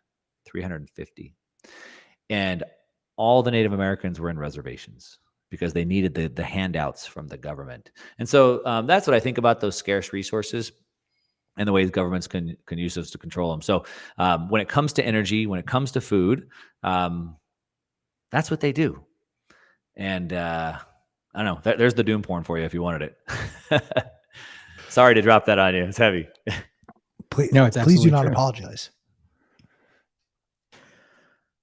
I have there's an echo coming through. Sorry. I have a question that is in a different direction than the one we've been talking about, Q. Is there anything else you want to mine on this specific topic before I? No, I've doom porned us enough. Let's shift gears. I will say, I don't think it's doom porn necessarily. I think it's only by identifying the issues as they are actually happening around us that we can chart a path through the challenges that leads to the optimistic and more awesome outcome. So maybe it's like realism porn. I see. But my buddy David Hunter NYC's back in the comments. Indians needed handouts from the government. What? Did you not miss? Did you miss the whole story? That's got to be a deliberate misinterpretation. After they took away all the food. So anyway. Yeah. The claim, to be clear, is they artificially created the necessity for those handouts by taking away all the food, by isolating them into these smaller reservations, by creating systems that basically forced them to depend on the government. Then they needed those handouts, and that was a system of control. Yep, exactly. So, Mark, I want to ask, how did you come to understand what Bitcoin is and why it is so important? What was your personal path to Bitcoin? Yeah, that's a good one. So my grandfather's decorated World War II vet, Purple Heart winner, or recipient, I should say. My father flew jets in Vietnam. My father was in the Air Force. I was born into a military family. And with that lineage, I just thought I would go to war one day. So that kind of gives you an idea of my upbringing. I grew up in South Texas, hunting with my grandfather. And so that was, I kind of grew up as this conservative mindset. My parents were very active politically, grassroots politically and whatnot. We still talk politics around our kitchen table. So it's just kind of gives you an idea of my frame and where I came from. I right out of high school, 18 years old, started buying bank-owned repos, started fixing and flipping houses. And like I did really, really good for myself. I built a couple businesses, had a Fortune 500 exit, made a bunch of money. And I thought it was super smart. 2008 came and the financial crisis just wiped me out like millions of other people. And it made me go, wait a minute, like I'm pretty good at making money, but like there's this whole financial casino going on that I don't know anything about. Like what that has power over my life, apparently. I need to figure this out. And so I vowed to myself and my family, like, this is never going to happen again. I'm going to figure this out. So I've spent the last 12, 13 years, like digging into the financial system. I very quickly became a gold bug. I realized very quickly the fiat money system was at the root of all these problems. Watching like Mike Maloney and Peter Schiff, I was like, okay, the fiat money system's the problem. I'm a gold bug now. And then I just started getting really disillusioned with politics because after what happened after the reforms came out, the banking reforms and the bailouts after 2008, I got very disillusioned with politics. Probably by like 2012, I was just like, I'm done with this. Like, I don't even want to pay attention to this anymore. But I got a family to take care of. Now I got kids and like, I gotta provide for them. So I got to figure this out. Right. I was subscribing to a newsletter called Sovereign Man, which is still written today. So shout out to James and Sovereign Man. And he still writes it today. And he basically makes the case like, I wouldn't put all my money into one stock. So why would I have my entire life in one country? So it's jurisdictional arbitrage or flag theory, whatever you want to call it. So I started listening to him and he was very instrumental in my worldview. And yeah, that's right. Why would I have my whole life in one country, especially one country that I see going downhill? And politics isn't going to save anything. So I don't want to engage in that. I just got to kind of start looking out for myself. And so it's kind of selfish. Like I want to make sure my family doesn't get affected again. And so I started looking at this jurisdictional arbitrage. And so it was 2015. And I was actually working with an attorney he referred me to in Panama. And I was setting up a trust and a bank account in Panama to get money offshore out of the U.S. jurisdictional banking system and to start working on a path to residency and then citizenship. And I had looked at Bitcoin, really it caught my eye like 2012, 2013 as it was running up, and then it crashed and I was like, kind of like, whatever. And then like, it kind of came back across my desk again. And I was like, wait a minute, this is exactly what I'm trying to do. I'm trying to get money outside of the traditional banking system. It's the same thing. So I ended up just buying a bunch of Bitcoin. I never ended up going through the Panama thing. And so I got into it. I got into it specifically to get money out of the banking system. Which, interesting enough, is I think one of the best ways to get people into Bitcoin today. Not as an investment, it's a way to get into a parallel system. So that's what I got into it. But then as I started, you get a little skin in the game, you buy a little bit, you start looking into it. And then I was like, wow, actually, now we have a tool that we can win. This is actually something we can use. And then I had hope. So I was disillusioned in the system. And then I had hope because I finally, all these libertarians and anarchists and whatever, they all, talk about this, but they have no plan. They have no tool. But now we do. Now we have a tool to win, a peaceful tool. And so that's how I got my way in. And once I figured that out, I'm like, well, shoot, I got to tell everybody I know. And so I did. And I haven't shut up about it ever since. Now, I will say, then I went into the crypto rabbit hole. Someone tried to out me on Twitter yesterday or the day before and said, oh, we know about your past, Mark. I'm open about it. I went into the crypto space from 2016 to 2019. I started writing a cryptocurrency research newsletter. Every month I'd write about 25 pages of research that I did on different crypto projects, decentralized exchanges or privacy coins, et cetera. And after all those years, personally researching and publishing over 1,000 pages of research, I realized that Bitcoin is the only option that we have. So I don't hide from that. I haven't deleted any of the stuff. It's there. That's part of my journey. I'm actually proud of it. It doesn't come from a place of ignorance. It comes from a place of me doing the work. So that's my story in a nutshell. Good stuff. Good stuff. I think that, it's so interesting to me to see the battles that get fought through Twitter, especially in this bear market. It's like people identify, or I don't know. I mean, we all do it, I guess, but there's this infighting that happens that I think can be super counterproductive. And I think everybody should be able to be candid and acknowledge the things that they've done and the growth that they've had and the mistakes that they've made, and have that be a part of their journey, especially in Bitcoin, because so many of us came to Bitcoin through the larger cryptocurrency space. Why do you think that is? The shitcoin casino that is Wall Street. Yeah, absolutely. But well, you know why it is? It's the Teddy Roosevelt talk about the man in the arena, right? It's so much easier to tear down. You guys know the man in the arena? Vaguely. Very vaguely. Yeah, you'll do a better job of describing it than I can. So I was explaining it. So it's so Teddy Roosevelt gave this speech, and he talks about the man in the arena. I'll tell you what it is here. Okay, here. So he said, I'll just read just the first part of it.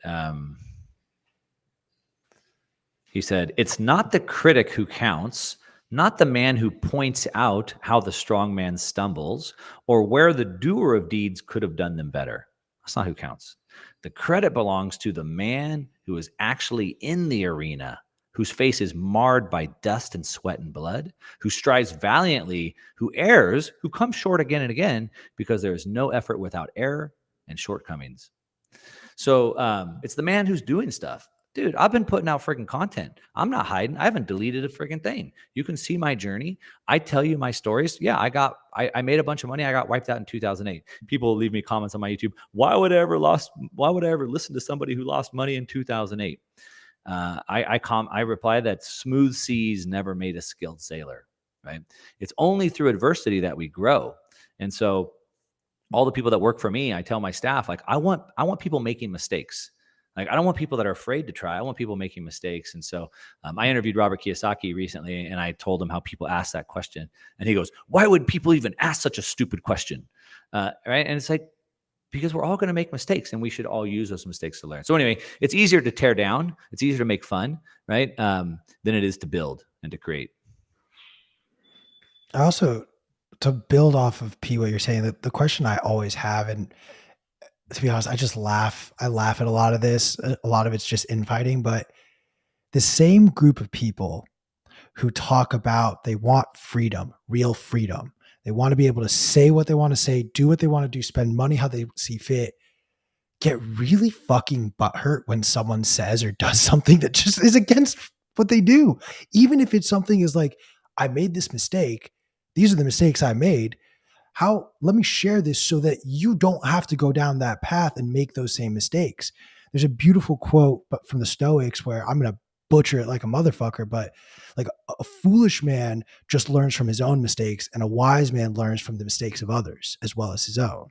So I caution anyone who sees or hears this conversation as like a shitcoin apologist. It's far from it. I welcome everyone bashing on shitcoiners, but at the same time, we can't just stay in our own little bubble and only accept the ideas and viewpoints that align with these beliefs.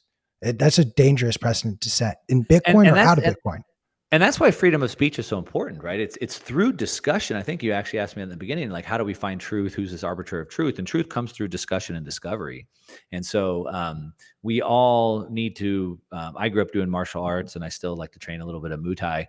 And, you can practice all day on a bag, but what you really want to do is jump in a ring and spar with other people. And that's what I like to do with my conversations. It's like this verbal sparring. I'm not trying to win. It's just with a friend, right? And we're just going back and forth and we're, Svetsky, he's staying here with me, and him and I spent quite a bit of time this morning going over these deep topics. And I'm like, I don't know if you should talk about it like that. And we went back and forth, but it's like this verbal sparring. And that's how we sharpen our own skills. That's how we find truth. We find the techniques that work properly for us. So that's kind of the way that I look at it. I think it's important. It's one thing that's really helped me is having to be public, right? I've been creating content now for many years, and I get thousands of comments. It's really made me sharpen my own skill set where before I put anything out, I have to think through it. I have to scrutinize it. I have to get all the receipts for it. I have to be prepared to discuss it. I don't really want to say defend it. I guess I want to defend whatever I put out, but I'm willing to be proven wrong if somebody could intelligently say, hey, you're wrong. Sometimes I'll do like a 20-minute video with like 30 facts, charts, graphs, headlines, right? And someone's like, oh, you're an idiot. Everything you said was wrong. And I'm like, well, I had like 30 facts. Please feel free to tell me which of those were wrong. I'm happy to discuss it. But, oh, you're an idiot. So I think that's been helpful. And I think everybody should try to engage in it. Twitter's great for that if you use it that way to like discuss these ideas. It can be, although I keep catching myself in those scenarios of like, God damn it, how have I gone four tweets back and forth and I'm still having this conversation on Twitter? I want to talk polarization, and I want to give you the opportunity to share the graphic that if you have not read the Uncommunist Manifesto, it will take you less than a day to read this thing. It should be required reading for all Bitcoiners who want to talk and understand the political sphere, but also I think the most important thing is you get a better sense of how we have been polarized against each other and created this sort of us versus you when it's really all of us versus them. And that them have done a very good job of hiding themselves. You see the polarization in every aspect of our society now. And I'm curious, where do you attribute this polarization from coming from?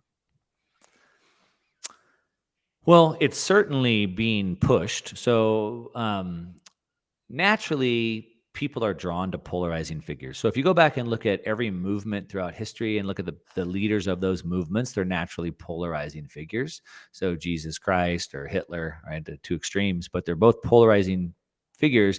And you all know people like this, right? People who wear their heart on their sleeve. They'll tell you they love you and they encourage you and they make you feel really good about yourself. But then some people, they turn off. And so polarizing means you have this real strong attraction of love, but also this strong hate at the same time. I don't consider myself to be a polarizing figure. I'm kind of neutral. I kind of like to be liked by everybody, but then that's real boring, right? So polarizing figures are the leaders. But to your point, or to your question, where is it coming from? Well, it's really being pushed on us. So back to kind of the book again, shill it again. I saw someone ask if there's an audio version. Yeah, on Amazon, you can get the audiobook version. Alex and I actually recorded it ourselves. But in the original Communist Manifesto, Karl Marx basically creates this division between two arbitrary classes, the poor and the rich, right? Bourgeoisie and proletariat.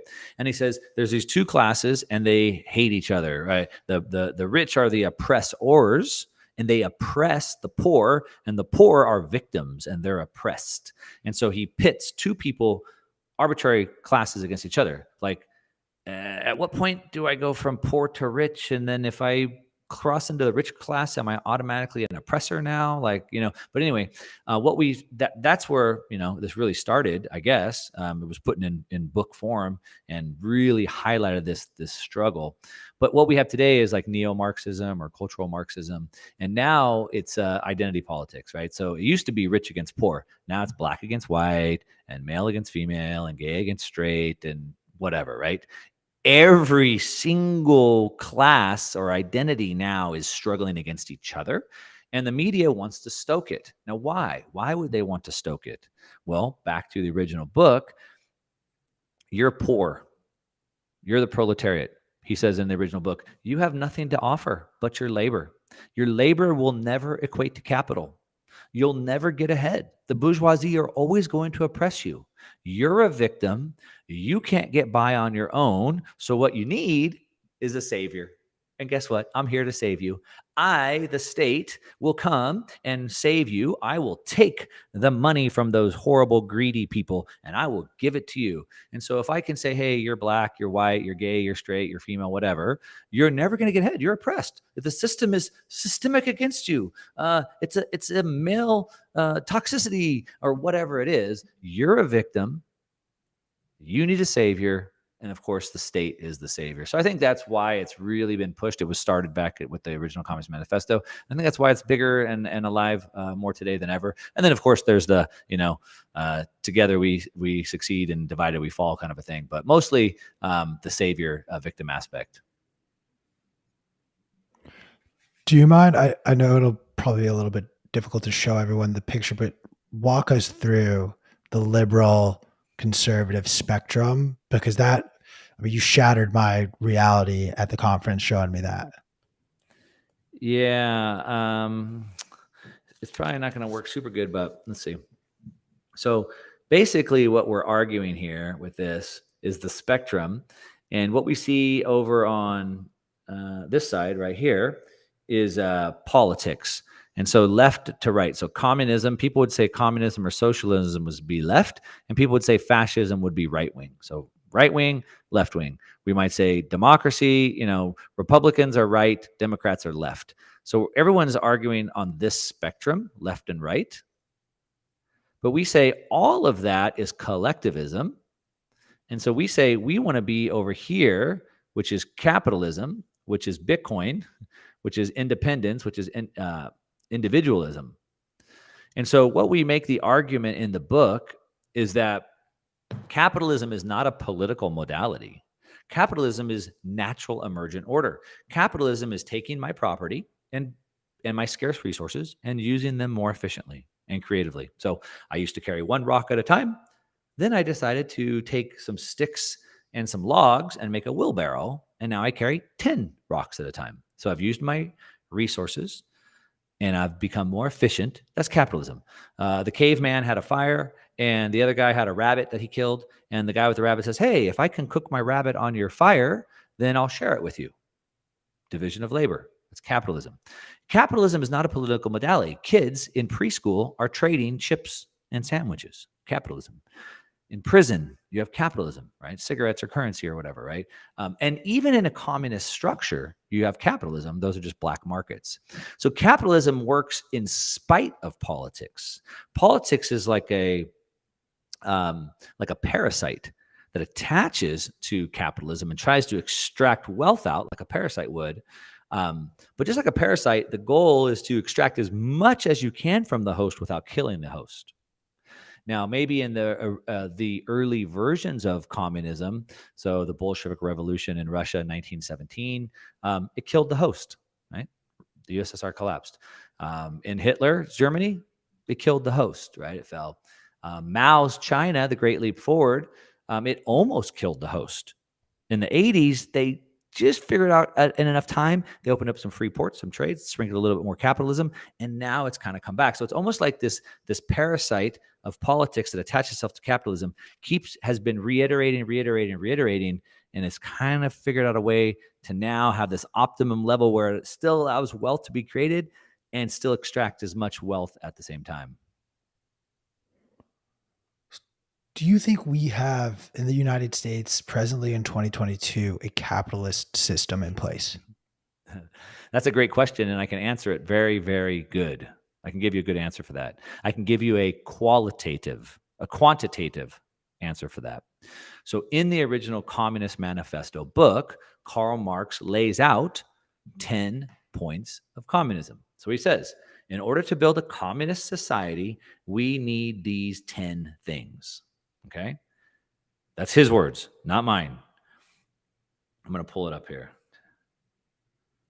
Points. Communism. Okay. So he says, in order to have a communist society, we need these 10 things. Quantitatively, the United States has 7 of the 10 in place. So does that make the United States a capitalist society or a communist society? Well, we have 7 of the 10 things. So let me read them to you. Maybe these make sense. A heavy, progressive, or graduated income tax. Q just said he has to leave California. He can't afford the progressive income tax. So check. How about this one? Centralization of credit in the hands of the state by means of a national bank. A central bank? Yeah, I guess we have that one too. How about centralization of the means of communication and transport? So sort of like Zuckerberg saying the FBI, or like Twitter said that the Biden administration told them to censor stuff. So centralization of the means of communication. Obviously, they run the FCC, which regulates all the communication, right? I can keep going on, but you get my point. Oh, how about this one? Free education for all children in public schools. So quantitatively, we have 7 of the 10 points in place. So I'll ask the question back to you, Q. If we have 7 of the 10 points of communism, do you think we're a capitalist society or a communist society? I do not think we live in a capitalist society. It's a spectrum, right? It's a spectrum. A lot of people ask me, like, when was the point that we were the most capitalist? So it's a spectrum, right? If I have to give up 100% of my money that I earn to the state, I'm a slave. If I keep 100%, I'm free. What about when I give 50%? Right. So it's a scale, right? So we have 7 of the 10. So we're more communist than free, but it's a spectrum, right? Now 3 of the 10 have to do with agriculture and food, and the government's taking over control of the food. Interesting. Have you seen that, apropos of nothing, have you seen that, I think it was associated with the World Economic Forum, but it's like that video where it's like, people currently live in these distributed, shacks and shanties and houses. We're going to take all those people, vacuum them up and compress them into a single bright, shiny line in the desert. You know what I'm talking about? I haven't seen it. Oh, it's this like, it's a model, or it's related to a model for like how we can more effectively kind of pack people into smaller spaces. But it just made me think of what you were talking about, making people dependent on governmental systems. What we did with the book, what we did with the book is this is not a Bitcoin book, so kind of back to the hunter farmer kind of a thing. This doesn't say Bitcoin on the cover. I believe we mentioned the word Bitcoin 10 times in the book. But what we do is we build a case that there's no way to have an uncapitalist society without it, right?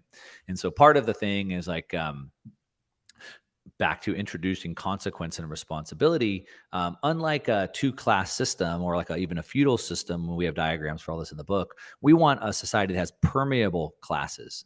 We want people to be able to rise up, but also people need to be able to fall down. And the fiat money system prohibits that, right? It's too big to fail.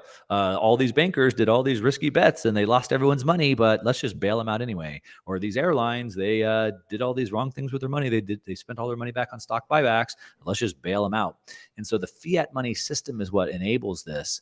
And so it's a Bitcoin book. We obviously talk about Bitcoin extensively, well, 10 times, but we make the case that there's just no way to have an uncommunist society without it.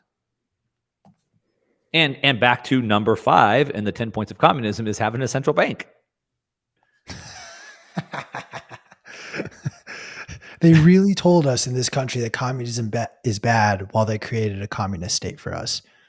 I mean, I've long believed that the idea that socialism is frowned upon, looked down upon in this country is laughable because we live in my opinion, a socialist country. There's too many socialist programs out there that exist to where it just, to me, it feels like there's a lack of an understanding of the definition of that word. I digress. I've hijacked this conversation and I took it in directions I promised I told you I wouldn't. No, this is amazing. I'm enjoying it thoroughly. Now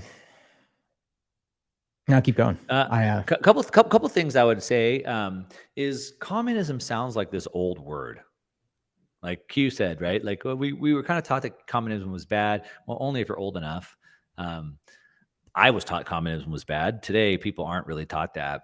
I watched this. I was rewatching these old episodes of Seinfeld, just because sometimes I like just like some stupid, mindless comedy to kind of like turn my brain to mush so I can fall asleep.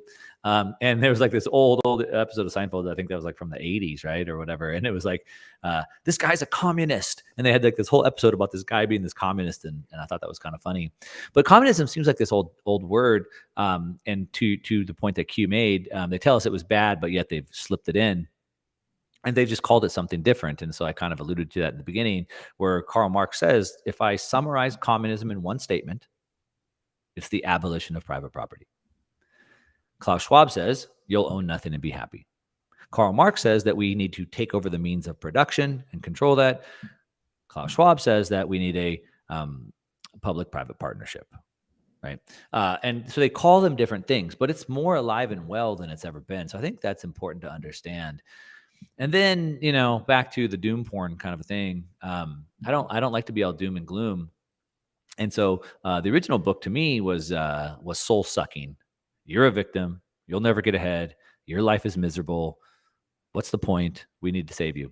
And so we tried to write the book as a message of hope. And so while I talk about all the doom and gloom, and I can sit here and talk doom and gloom all day, I like to point it to a message of hope.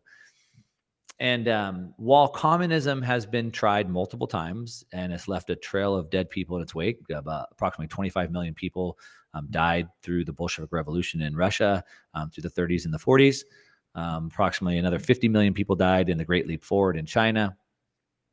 So we know the consequences of what happens when this is done. But we also have a plan that was left that shows how it was defeated. And so I like to look at that side. And I've obviously alluded to that many times. And so communism really, as we know it, fell with the fall of the Berlin Wall in Germany. And then really the whole USSR collapsed in the 70s and then really into the 80s. And if you look at the way it collapsed, and there's been lots of good books written about this. Some of the writers like Václav Havel have written extensively. The Gulag Archipelagos is a great book that talk about this. What happened is towards the end, into the 70s, communism had gotten so bad. It was so oppressive. People were so poor. It was such a poor system that people were basically forced to go build these parallel structures. And that's what I was talking about earlier. So they couldn't get food, through the traditional system because of price controls and stuff. And so there was shortages on scarce resources like food. So they set up their own food markets outside, right? So there's all these black markets or parallel structures that were set up. And there's two things that happen when that happens. So if I'm having a party at my house, and I said, "Hey, you're too loud. You get out of here." And hey, I don't like what you're wearing. You leave. And I don't like you for whatever reason. Like, you leave. Eventually, I kick so many people out of the house, the party, that I'm the only person left. And you guys have all started a party on your own, and I have no control over you because you're in a different party. And so what happens is, as that was happening, two important things happened. One As these people left the traditional systems, the state systems, the incumbent systems, and they left that to go to these new parallel markets, they lost more power. We talked about that capital controls. They try to force people to stay inside the system. But the more people that leave, the more power they lose. And then the good piece was when the inevitable collapse happened, it cushioned the blow because all those parallel structures were built. And so that is the model that was laid out before us. And that's the model that we have right now today. And so I'm super passionate about it. And we kind of talked about that. And I think about this quote from Socrates. Buckminster Fuller did like a reboot on it. But Socrates said, focus all your energy not on fighting the old, but on building the new. So I can't change the education system. I don't like it. But I'm not going to waste any energy trying to fight it. I'll just pull my kids out and I'll put them in a different school, right? A little homeschool pod. I can't change the medical system like my sister who's a doctor, but she exited that system and now she's created her own medical care system, right? I can't change mainstream media, which I think is bad and corrupt and blah, blah, blah, but I can create my own media channels. I can't change the financial system, but I can pull my money out and I can put it into Bitcoin. And then when we have Bitcoin, because now we're moving back in those eras, you had cash. And so like Yomi Parks, when she spoke at Bitcoin 22, she was talking about how all these people in North Korea had stockpiled all this cash for decades. And then the government came and seized it all. But that's a different story. But they had cash back then. And so the cash worked really well in the black markets. But today we're moving into a digital age. Cash is on its way out. It's being outlawed. We saw yesterday the FedNow system is going to come out by 2023. It's like accelerating pretty quickly. And so Bitcoin is digital cash. Bitcoin is what underpins that, right? Because without the freedom of payments, we have no freedom. The Constitution guarantees me freedom of assembly, but if I can't pay to put gas in my car, how do I drive to the assembly? If I can't pay for a hotel room or food when I'm there, how do I go assemble? I don't. How do I, if the government wants me to eat the bugs and take away my good meat, well, how about if I pay a farmer? But if I can't pay, if I have no freedom of payments, then I can't get the food. So Bitcoin is what enables all of that to happen, especially in today's age of the digital age. And so that's how we do it. I talk to people all the time at conferences and whatnot, like at BitBlock Boom this weekend. And they're like, I want to get involved in this. How do I help? And I say, take your skill that you have and then go offer it outside of the existing system. Start accepting Bitcoin.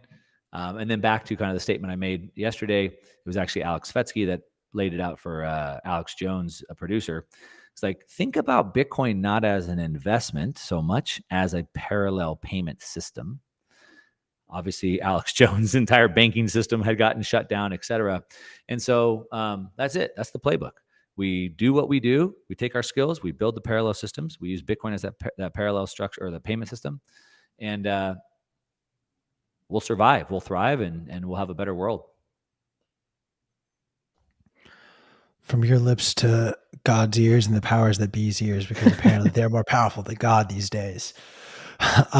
Mark, I want to get a sense from you, and I want to ask you like the most obnoxious question out there that I apologize in advance, but we see a lot of doom and gloom in the streets. It feels like the decisions of the Fed.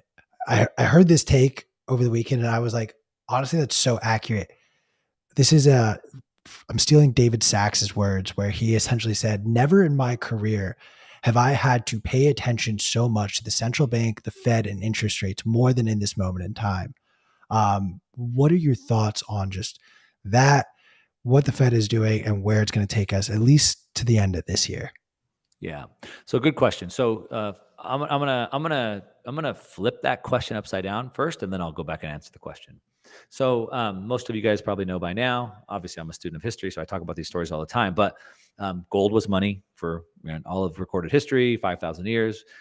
Gold was very slow. It has all the attributes of money, but portability is not one of them. The bank gave us these paper gold certificates, right? But the problem is the bank then created way too many paper gold certificates, and 1933, because the Fed was created in 1913. Fast forward. Anyway, 1933, they said, we're going to seize all the gold, right? And they did. Now, not only did they seize the gold, they said, hey, don't worry though. Don't worry. It's worth 20 bucks an ounce. We're going to give you your 20 bucks per ounce that you have. So you're all good, right? But then they instantly turned around and devalued it to $35 an ounce. So not only did they steal all your gold, they instantly devalued it from 20 to 35 bucks. Now, the reason why I say that is because back in 1933, if I lived on a ranch and I had 150 head of cattle and a bunch of donkeys and goats and I had my lumber mill, whatever, I wouldn't have been affected one bit. That wouldn't even matter to me. Let them steal the gold, let them devalue it. So what, right? So I say that first of all. So you're asking about the Fed and the stock markets and all these things. Like if I'm not in that, does it really matter to me? So that's the first thing I'd say. Now back to the questions you're asking. I think you're asking like, what do I expect from the Fed and interest rates through the end of the year? Is that what you want me to talk to? A little bit on that, but honestly, I kind of like the direction you took it of like, let's just answer that question you presented of if you are not invested in the stock market, does the action of the Fed actually have an impact on you? It does. So unfortunately, we're in this. People probably don't realize how scary of a situation we're in and how tough the Fed situation is right now. So prices. So first of all, we're Bitcoiners. So under the Austrian definition of inflation is when the monetary supply increases. Prices going up is the result or the effect of that. All right. But today's terms, CPI, they're measuring a basket of goods. So in today's terms, we basically call inflation the price of goods going up. It's a stupid way to look at it, but it is what it is. It's stupid because there's trillions of prices and there's trillions of inputs and reasons why those prices could change. Okay. But that's what we're dealing with. So the Fed's battling this inflation. Now, prices going up, prices are affected by only two levers, supply and demand. Okay. So if we have more demand, so they printed so much money that there's more demand for the same amount of goods, the price of the goods goes up. Now, because the supply chain is breaking down, we have less goods. So we have more demand and less goods, prices go up even more. Now, you have to understand that real quickly to understand the situation the Fed's in. So the Fed and the Biden administration is focused on prices. They say we need to get inflation under control. Their goal is 2% inflation. We're at 9.1. Now we're 8.5. They're trying to bring that down. Now, to get prices to come back down, there's two levers, supply and demand, right? Of course, the central banks can't print more supply. They can't produce more energy or more food. So the only thing they can affect is the demand side. And that's exactly what they're doing. They've said as much many times. So they're trying to destroy demand. So it's called the reverse wealth effect. If they can make you feel poor, your 401k crashes, your house value crashes, you feel poor, and now you don't take that vacation, you don't go out to dinner as much, you don't buy as much. So they want to destroy demand. All right. So that's a problem because, again, let's say I'm not in the stock market, but I have a business. Well, they're destroying demand. So that might affect my business. So I need to be aware of that. So again, I told you my story in 2008. I wasn't paying attention to the financial system and it still affected my life. So I need to be aware of that. If demand gets destroyed, what does that mean for my business and how do I navigate that? Businesses are good for inflation. If prices go up, I can raise my prices on my business. So it's good for that. But if demand gets destroyed, I have no customers. That's a problem. But it's also a big problem for the government because the government has expenses they have to pay out, right? So they have entitlements they have to pay out. They have interest on the debt they have to pay out, et cetera.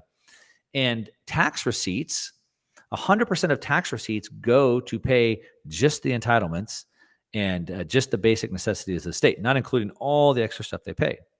But if they crush demand, meaning they lower home prices and they lower stock prices, and consumers spend less money, then tax receipts go down. 200% of the year-over-year growth in tax receipts came from cap gains and IRA distributions. So if assets don't go up anymore, there's no cap gains, and then there's no money to be spent, which means tax receipts drop. If tax receipts drop, they have to print more money, right? And then what happens when they print more money? Oh yeah, prices go back up. So it's this real. We could spend an hour just talking about that situation, but the point is that's the situation that we're in. The Fed is trying to crush demand, and people need to be aware of that because again, that could affect your business. That will eventually lead to more money printing, which will cause prices to go back up. They're stuck between a rock and a hard place. How would you defend yourself from that? I think for the average person, they shouldn't be in the stock market, right? When it comes to business, investing, or sports, or any of that, we should always have an edge. If I'm going to play you in poker, I'm going to approach the game differently. I'm going to try to see if I can read your tells. That might be my edge. For example, if I was playing basketball, maybe my edge is something different. So when we're investing or we're in a business, we should also have an edge. If you don't know what your edge is, that means you don't have one. That's not good. But nobody has an edge in the stock market. Those are publicly traded utility or publicly traded equities. We have high frequency traders on Wall Street. They have an edge. You don't. So to navigate this properly, I think most people should not be involved in that. You don't have an edge there. I think businesses are a great way to navigate that, as long as you can make sure that your business won't be adversely affected by those things. Obviously, there's some businesses and industries that are more recession-proof than others. And then, taking that money that you earn with your business and investing it in the right places. So, of course, Bitcoin is outside that system, right? And into other assets that can put money into your pocket. So that's kind of the way that I'm looking at it. It's what I'm looking through the end of the year. If I want to kind of guess as to what I think happens through the end of the year, I'm kind of in the same consensus as,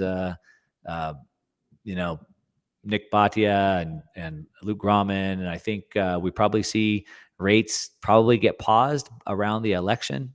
The Fed's going to have to come off of this because of the problems, as I've already said, right? They can't, tax receipts come down. They have to start printing again. They have to stop raising rates.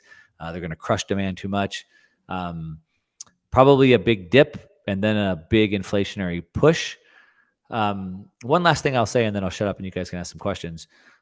The other thing that I would also just encourage people to start thinking about is we have to think about things in terms of purchasing power, because we don't want money. What we want is the things that money buys us. And so it's always in terms of purchasing power. And the reason why that's important to understand is because we measure everything in the dollar terms, but the dollar is so heavily manipulated. So we need to look in terms of, what will this house get me? How many barrels of oil or how many ounces of gold will this house get me? How many bushels of wheat will it get me, et cetera, these other assets. And so it's important to understand, as all these prices start fluctuating, whether they go way up, an inflationary bust, or a deflationary bust, either way, we need to be aware of what we can trade those assets for other assets. And so what do I mean by that? Let's just use gold, for example, or we could use Bitcoin as well. But let's just use gold. Let's say that gold drops from whatever it is, $1,700 an ounce today to $1,000 an ounce. It's possible that gold at 1,000 ounce still buys me more food and energy than it does at 1,700, because that dollar is manipulated. So as we see this bust, inflationary bust, and then a deflationary bust, then an inflationary bust, the prices are going to go haywire. And it's important to look through and see the purchasing power, which is what the real important thing is. Well, Mark, this has been absolutely amazing. Thank you so much for joining us. I am so sad that we have to end, but unfortunately we are at time. Yep. So how can people find you? You've mentioned your book. You want to do that one more time? And then also, how can people find you? How can they follow you? How can they stay abreast of everything you're working on? Yeah. Thanks for letting me do that rant. Back to shameless plug. Uncommunist Manifesto. Just go on Amazon. We dropped it a couple weeks ago. You can buy it there. If you go to my website, onemarkmoss.com, I have like all my social linked, my YouTube channels linked, podcast, etc. It's probably the easiest way. And I am probably way too active on Twitter. I probably can get more work done if I put it down. So hit me up on Twitter. Ask me a question. Say you heard me. I'd love it. Mark, Fantastic. Thank you as always for your time, man. It's an absolute pleasure to have you. I messaged everyone. I was like, I'm really sad this conversation has to end right now, but we do have a new episode of Fed Watch coming up after these commercial breaks. Reminder, tickets to Bitcoin Amsterdam are on sale. Use promo code BMLive to get 10% off your tickets and come party with everyone over in Amsterdam for the biggest, baddest Bitcoin event in all of Europe. Yeah. Mark, thank you again. We'll be back after this commercial break.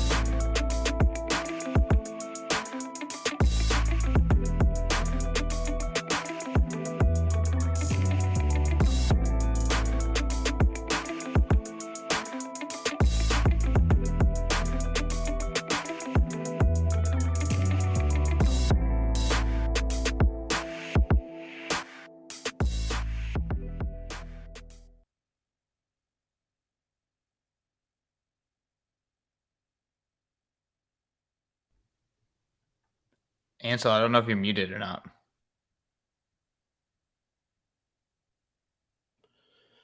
I'm supposed to unmute when it goes live, when it goes back to me. Anyways, yeah, guys, welcome back to another episode of FedWatch.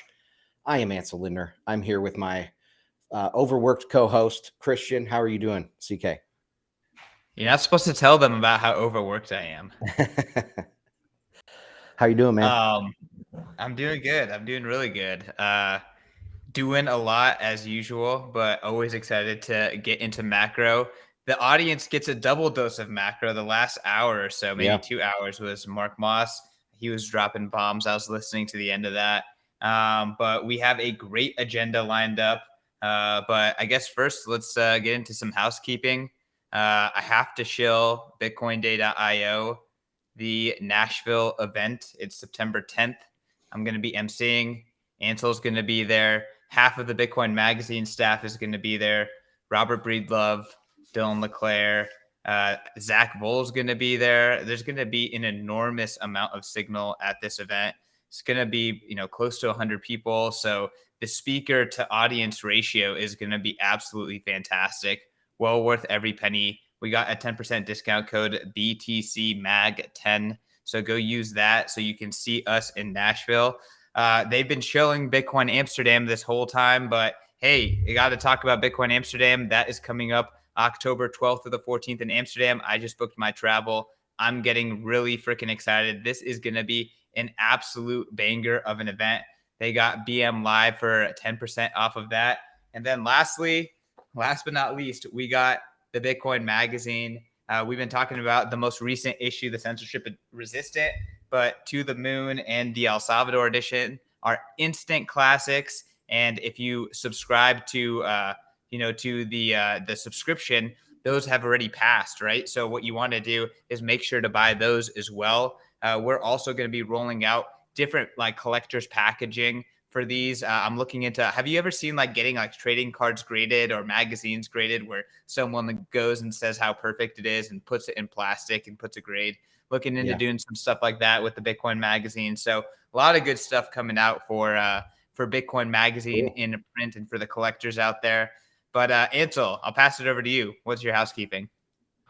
Oh, not much. I mean, we're covering a lot here today. We're going to go through some quick charts on Bitcoin, the dollar, energy markets, the energy crisis in Europe.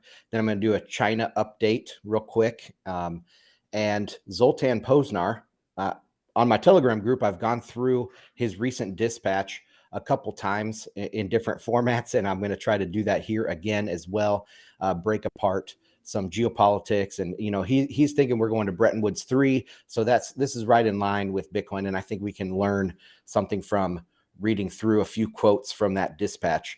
But like I said, Zoltan is probably one of the most influential macro writers today. He's also speaking at Bitcoin 23 in Miami. So that's next May. So Zoltan, if you go over to b.tc/conference, click on Bitcoin 23. He is a preliminary speaker amongst a very impressive list. So check out that.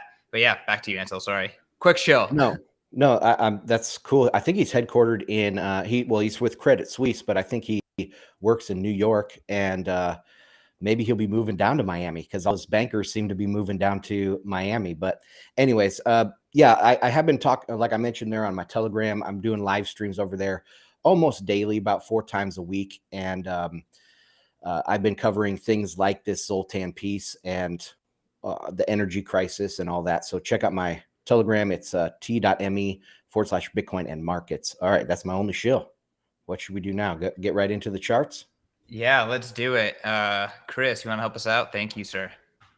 All right. So this first one is Bitcoin, and it just looks, the term I think of is just flaccid. All right. This market is just flaccid. There's no pump at all in this chart, and it's below the 50-day moving average, far below the 200-day moving average. But there is something here. Okay, guys, there is some strength. We haven't broken to new lows. At least we can say that there is some strength in this market. There's correlation with stocks, which is going to be the next chart, but there's correlation with stocks and the stock market is much more volatile looking when you take a look at that chart. So Bitcoin has, I think, been a little bit more stable. So let's go to the next chart. Ansel, buy the limp. That's the new meme. Buy the limp.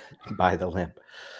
All right. Well, I that's the first word that came to mind when I saw this chart. Anyway, next slide is the stock market, and a lot of people are thinking we're going to new lows just because it sold off here about 9% from the recent high, but it charged up 18%. And remember, this is the first, if this goes to new lows, this will be the first bear market rally to break 50% going back up before it hits new lows.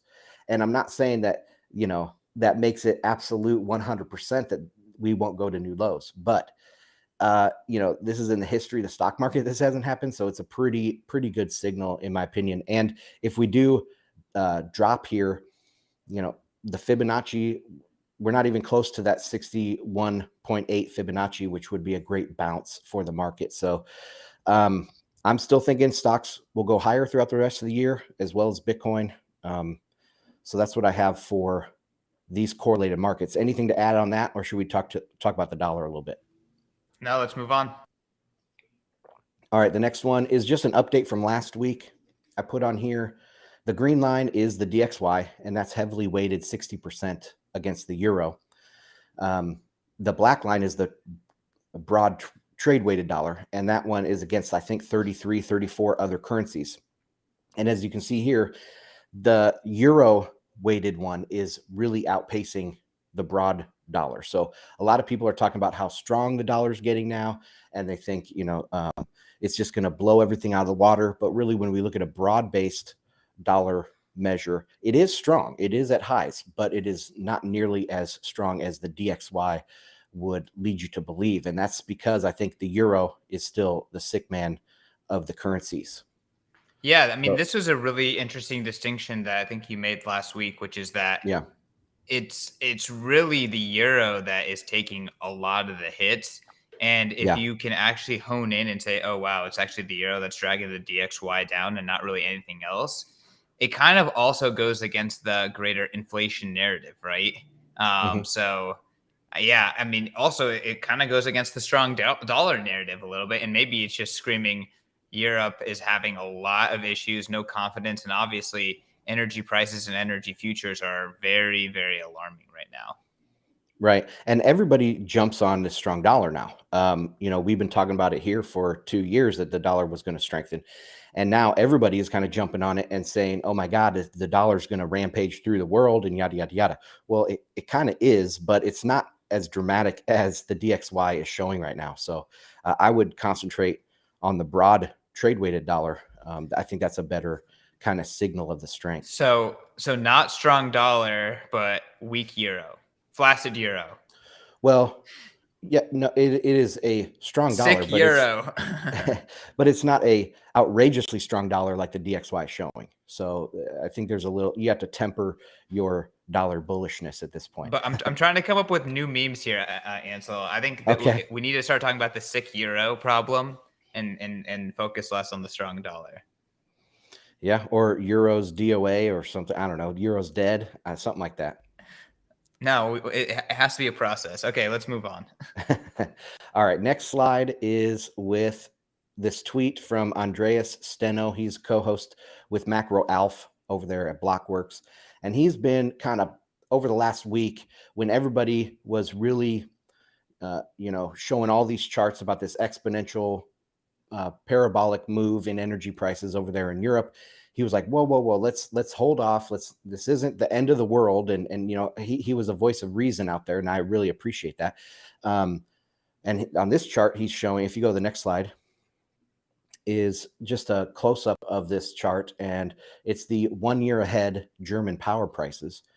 And it maxed out at 1,000 euros per megawatt hour, which is absolutely insane. But it has dropped 40% or so since then, down to almost 500. I mean, it's still elevated, but like everyone's screaming about the strong dollar now, everyone's screaming about energy prices in Europe, and they are high. Like the dollar is strong, the energy prices in Europe are high, but things don't go up in a exponential fashion forever. Just look at Bitcoin. It goes up exponentially, then it has a couple years where it cools off. So same sort of thing will happen in the power prices over there.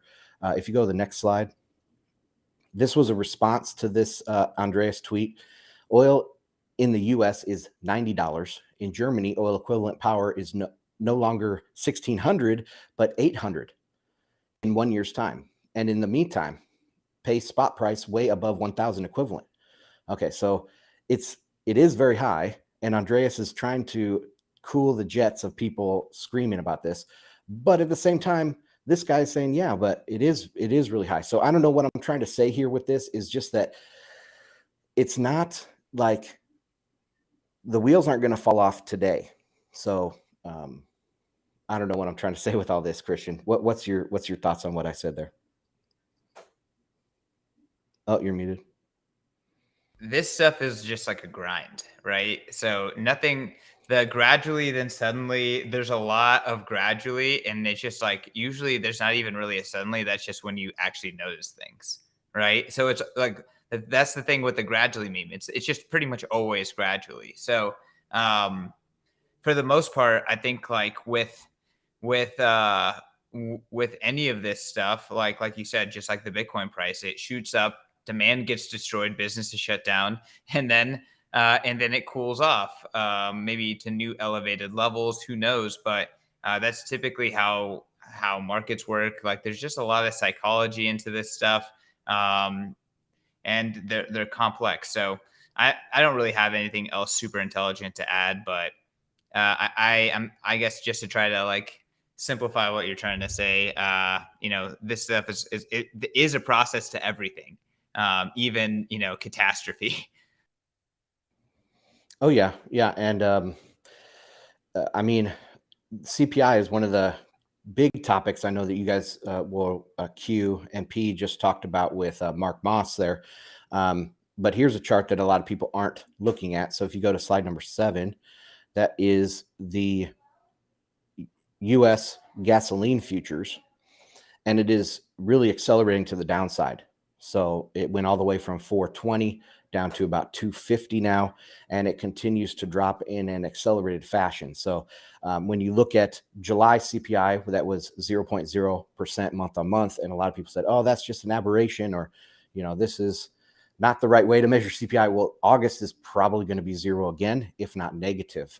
So that's coming up in a little over a week, and we'll get to see what that is. But yeah, gas prices. Kind of looks like the Bitcoin chart. A little flaccid there at the end, yeah. Everything is flaccid. That should be the title of the show. Flaccid markets. Okay, Flaccid I'll type that up. All right, so that's all the charts that I have here. I'm trying to temper the doomsday scenario. Everything comes in its good time, and we will go to a Bitcoin system. The current monetary system will change, but it's not going to happen overnight. And some of these like really parabolic moves, nothing dies in a straight line. So you got to just wait and go through the consolidations and come out on the other side. Did we talk about China yet? No, we haven't talked about it. That's the next on the list. Should we go there? Yeah. Let's go to that. All right. So you guys all know that, this is going to be a topic on the Zoltan stuff that we talk about here in a second. But I want to take a look at some of the most recent developments this week over in China. And they are, to fix a debt problem, they're adding more debt. That is what China is doing. And to try to classic strategy. And to fix overcapacity, they're spending more on infrastructure. I mean, it's just kind of ridiculous. But if you go to slide number 8, I'm going to read a little bit out of this article. Headline is China's State Council rolls out 19 targeted measures to tackle various economic challenges. New policies target specific challenges, inject confidence, experts say. The State Council, China's cabinet, on Wednesday unveiled 9 policy measures specifically aimed at various economic challenges, such as extreme weather and the troubling housing market, in the latest effort to boost the recovery of the world's second largest economy that's grappling with record-setting heat waves, sporadic COVID-19 outbreaks, and falling market sentiment. With the government funneling more targeted policy support into the weak links in the economy, a more solid rebound is on the horizon, observers said, betting on the Wednesday announcement to brighten the outlook for the Chinese economy. The measures were released after the Chinese A-share market saw sharp losses on Wednesday as investors grapple with global economic uncertainties. The Chinese economy has been in a recovery trend since June. Yeah, right. But the foundation for the rebound is not yet solid. According to a readout of State Council executive meeting on Wednesday, which was presided over by Premier Li Keqiang. The meeting called for policy implementation in a timely manner, making use of available tools to solidify the basis of the recovery while refraining from the flood of stimulus. Although the 19 policy measures among the 19 policy measures was the addition of more than 300 billion yuan or 43 billion in quotas for policy and development financial instruments. So 43 billion more in loans to people that haven't taken out the billions in loans that they have, had a quota of 500 billion. They think 43 billion now is going to lead to this economic recovery.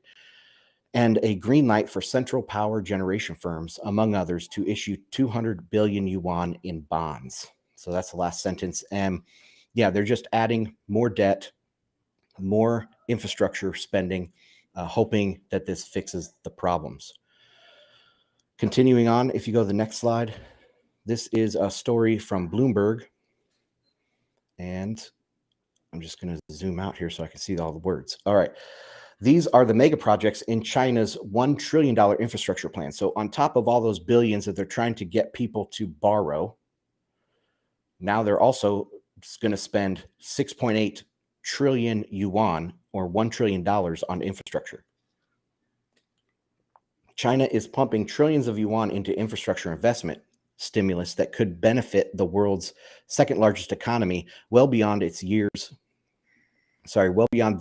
gloom of COVID lockdowns and property market turmoil. Beijing is making 6.8 trillion yuan of government funds available for construction projects, according to Bloomberg's calculations based on official announcements. Total spending could be even higher than that, 3 times that amount by some estimates, once bank lending and corporate funds are added. In the near term, infrastructure investment could give a boost to employment, providing much needed relief to millions of job seekers hit by the downturn. All right. And then they talk about what is all this money in China going towards. And I think they have 4 things here. So I'll just read one paragraph about each. More renewables than Europe. The deserts in North China are set to host an unparalleled buildup of renewable energy. In recent months, construction began on wind and solar power bases, which by 2030 will contain about as much renewable capacity as currently in all of Europe. So it worked so well for Europe, let's double down and do it in China. So that's the first thing. Second thing is the world's longest water tunnel. Construction of canals, dams, and reservoirs have been stepped up, with more than 800 billion yuan set to be invested in those projects this year. The most ambitious is a 200-kilometer-long tunnel, moving water from the country's Yangtze River to a reservoir that feeds northern China, a scheme known as the South-North Water Transport Project. Now, this transport project has been ongoing. Instead of tunnels, they had these large canals, that were just dug and then filled in with concrete, these big, long canals to take water from the south to the populated north. And over the first few years of the project, it's only gotten to about 1/3 capacity, or 1/3 of the projected capacity of the system. So they're just throwing good money after bad with more of these water projects. It would be the world's largest water tunnel, beating the current record holder in Finland, and parts of it would be as deep as 1 kilometer underground. Projects that move water around the country account for about 1/3 of China's water infrastructure spending, according to estimates by Wang Zhang and Sarah Rogers, researchers at the University of Melbourne. Planned projects could increase the amount of water available for use in China by 122 billion cubic meters annually, they estimate. That's about 5 times the amount of water Germany uses each year. So when I was reading this, it made me think of a tweet by Balaji that he just had this morning. So Odell had a tweet talking about in Jackson, Mississippi, they had some water problem where they were losing all water to the city of Jackson. And Balaji quote tweeted that and said, look, this is a sign of a descending world. And the ascending world is over here in East Asia, right? Well, this just shows you that China has their own water problems, and they're much, much worse than the United States water problems. So this increase in the amount of water is 122 billion cubic meters. That is about what? 100 cubic meters per person in China. Okay, 100 cubic meters per person. They average 400 cubic meters per person per year. The US averages 1,400 cubic meters per year per person. So even with this increase of 122 billion cubic meters, there's still less than half of what the US per capita access to water is. So I just thought this was stereotypical Balaji trying to build up China, calling it the ascending power. And just because one city in America had water problems, that we're the descending world over here. So that's all I have for China. I mean, you can't say it's just one city. I mean, there's a lot of Flint, cities, Michigan. Yeah. I mean, poor places. I mean, Mississippi is the poorest state in the union. Obviously, Jackson is one of the more populous areas there. I actually have some family in that area, so it's a little sad. But I mean, people have been China bulls for a long time, and a very strong narrative on FedWatch is that China does not look bullish at all. So I threw in the chat, and Chris brought it up on the screen, but governments misallocate capital. It's classic. Honestly, I love seeing it. So this is the long game, the game of making governments less and less able to control our lives, and them misallocating capital and us being on the Bitcoin side. That's exactly what you want to see, right? Because they're making themselves relevant. They're spinning their wheels. They're spending their money and their credibility and resources. And it's just not gonna, it's not gonna deliver what they're looking for. A shocking stat, and I'm sure it's even worse than the stat is saying, but it was something like for every dollar the U.S. government spends, it gets like 25 cents of growth. So yeah, I mean, if it's even that, right? But I wonder what that stat line is for China, because I'm sure it's actually much, much worse. So the more central the planning, the worse the management of capital is. Right. Well, that number for the U.S. was very high, in the 50s and 60s and 70s. But as it approached 1, then we looked for other places to deploy capital. And that was in China, where that ratio was much higher. But you're right. As the ratio is crashing in China, it's crashing everywhere in the world. There's no place to expand or, smart place to put capital and expand credit. So that is the end state of this whole system. I also liked your point about the misallocation of capital. It's like people think that somehow these globalists did this central planning and got us to where we are today, as with the US of global hegemon and, Europe having cheap Russian gas, which we'll get to here with Zoltan stuff. But people think that there was the current world is a result of central planning, when it's not. Of course, the current world is a result of everything despite what the central planners tried to do. And now when they try to forecast the future, they think, oh, well, let's, what do we think is the best central planning solution to fix the world? Who's going to be the better central planner? And that's just not the way to look at this stuff. We should call the central planners the disruptors. They're market disruptors. The market is trying to do something, and these entities are, what in their walled gardens disrupting it. Yeah, you're trying to come up with these memes, and you're going to leave me in the dust because I'm not good at that stuff. No, hey, I'm here for the memes. You do the research, I do the memes. So it's a nice division of labor. All right. Well, what do we got next? We got Zoltan stuff. Should we jump to that, or should we? Yeah, Do we have let's anything go to add on Zoltan. this? All You right. know, China's probably wrecked. Let's see what the central planners can do to get out of it. But I don't have a lot of faith in them. Go Bitcoin. All right. So this is a piece from Zoltan Poznar. He is the head of interest rate policy or something at Credit Suisse. He is extremely good at the plumbing of the system. So like repo market and interest rates and that kind of thing. He's very good at that. But now here, recently with Bretton Woods 3, this talking point that he's built up, he's venturing into geopolitics. And I think that that's just not his forte. So we're going to go through this. It's like you said at the beginning, it's made big waves. A lot of people are buying into things that Zoltan is saying. Maybe people haven't read this report, so I wanted to read it a little bit and let people get a flavor for this, and then maybe put my 2 cents in there of what I'm thinking. So first quote up, if you go to the next slide, is, here we go. Global supply chains work only in peacetime, but not when the world is at war, be it a hot war or an economic war. The low inflation world had 3 pillars: cheap immigrant labor, keeping nominal wage growth stagnant in the US, cheap Chinese goods, raising real wages amid stagnant nominal wages, and cheap Russian natural gas, fueling German industry and Europe more broadly. Implicit in this trinity were 2 giant geostrategic and geoeconomic blocks. Neil Ferguson called the first one Chimerica. I will call the other one Eurussia. So in this very first paragraph, what I want to point out is he has these 3 pillars: cheap immigrant labor, cheap Chinese goods, and cheap Russian gas. But in the very first sentence, he says peacetime.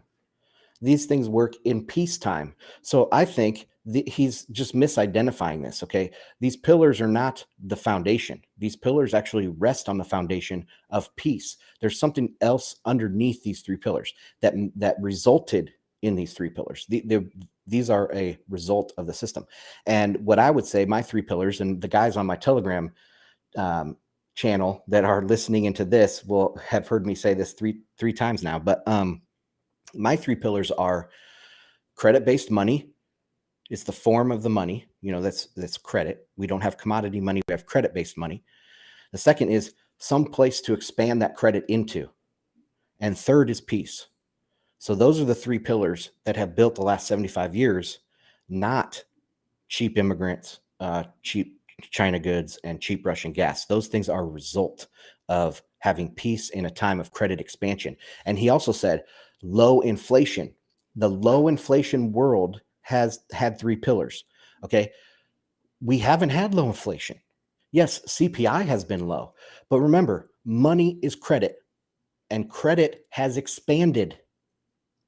Credit has expanded. That's what has allowed this whole world and this whole globalized system to be built up, is the expansion of credit. What is that? That's money printing. That's inflation. We've actually had an extremely high inflation decades. Now we have a low inflation decade where the credit is contracting.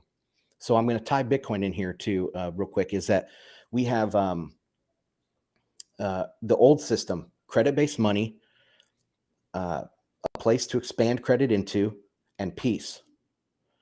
Now we're going to the opposite. We have war. Ukraine is a first example, but we have lots of examples like Iraq, Pakistan, Bangladesh, Sri Lanka. All these places are kind of exploding right now. So peace is going away.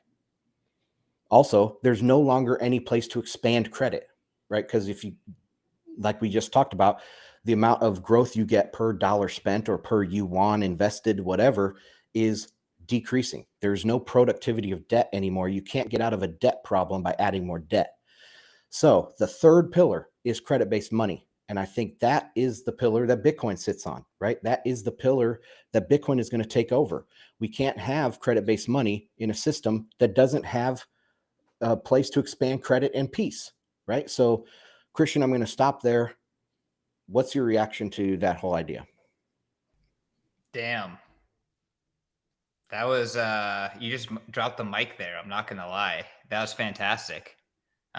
Really articulated, I think, what you've been trying to say over the last, was it 110 episodes? We've been doing this show for a long time. Yeah. So damn, I mean, we got to clip that part. So I don't know, Chris, if you can take some notes, but that needs to hit the internet. I think you did an excellent job just articulating your thesis around credit-based money, the Bitcoin bull case in its demise as we, lose peace, lose credit expansion, inflation, we go into deflationary times. As these things change, we're gonna need Bretton Woods 3, aka or Bretton Woods 2.0, aka Bitcoin's opportunity. So Bitcoin is for enemies, and in a world where people are not, working together, that's where I think really Bitcoin shines. And I'm very optimistic based on what I'm seeing from Bitcoin and how it is starting to, interplay throughout these different global situations that are playing out.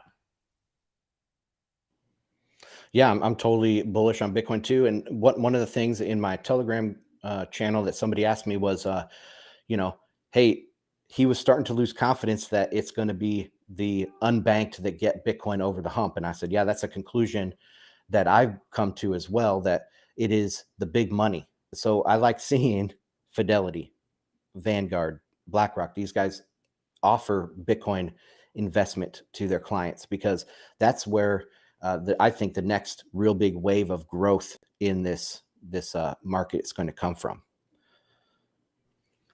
I mean, I think it's both. That's the beautiful thing about Bitcoin is everything is good for Bitcoin. It's going to get the big money, and it's going to get the pleb per pleb, path, right? People don't really exit Bitcoin. Maybe they enter shit coins, maybe they trade, but once you're in Bitcoin, you're in Bitcoin, right? Like you are in that overlay. You understand how it works, and you'll never be at a point where you're not, trying to accumulate some sort of wealth in that fashion. So, my thesis, I would love to do a deep dive with you on kind of like your thesis and try to like, articulate it in a succinct way. But if I could articulate my thesis, is that, like, I guess the best way to say it is in a Bitcoin Tina quote, which is that Bitcoin is like water. You can't stop it and it gets everywhere. So like you can't stop Bitcoin. It's going to go pleb by pleb, and it's going to get the tsunamis of big money. It really is. And that's the beautiful thing about working with asymmetric open source technology that is Bitcoin, is it operates on a new level. I put out a tweet, I think last week, where I was trying to say along the lines of like, Bitcoin doesn't make like Bitcoin. Obviously there are compromises in in the terms of like Bitcoin's design. Like Bitcoin can't do everything on the base layer or whatever.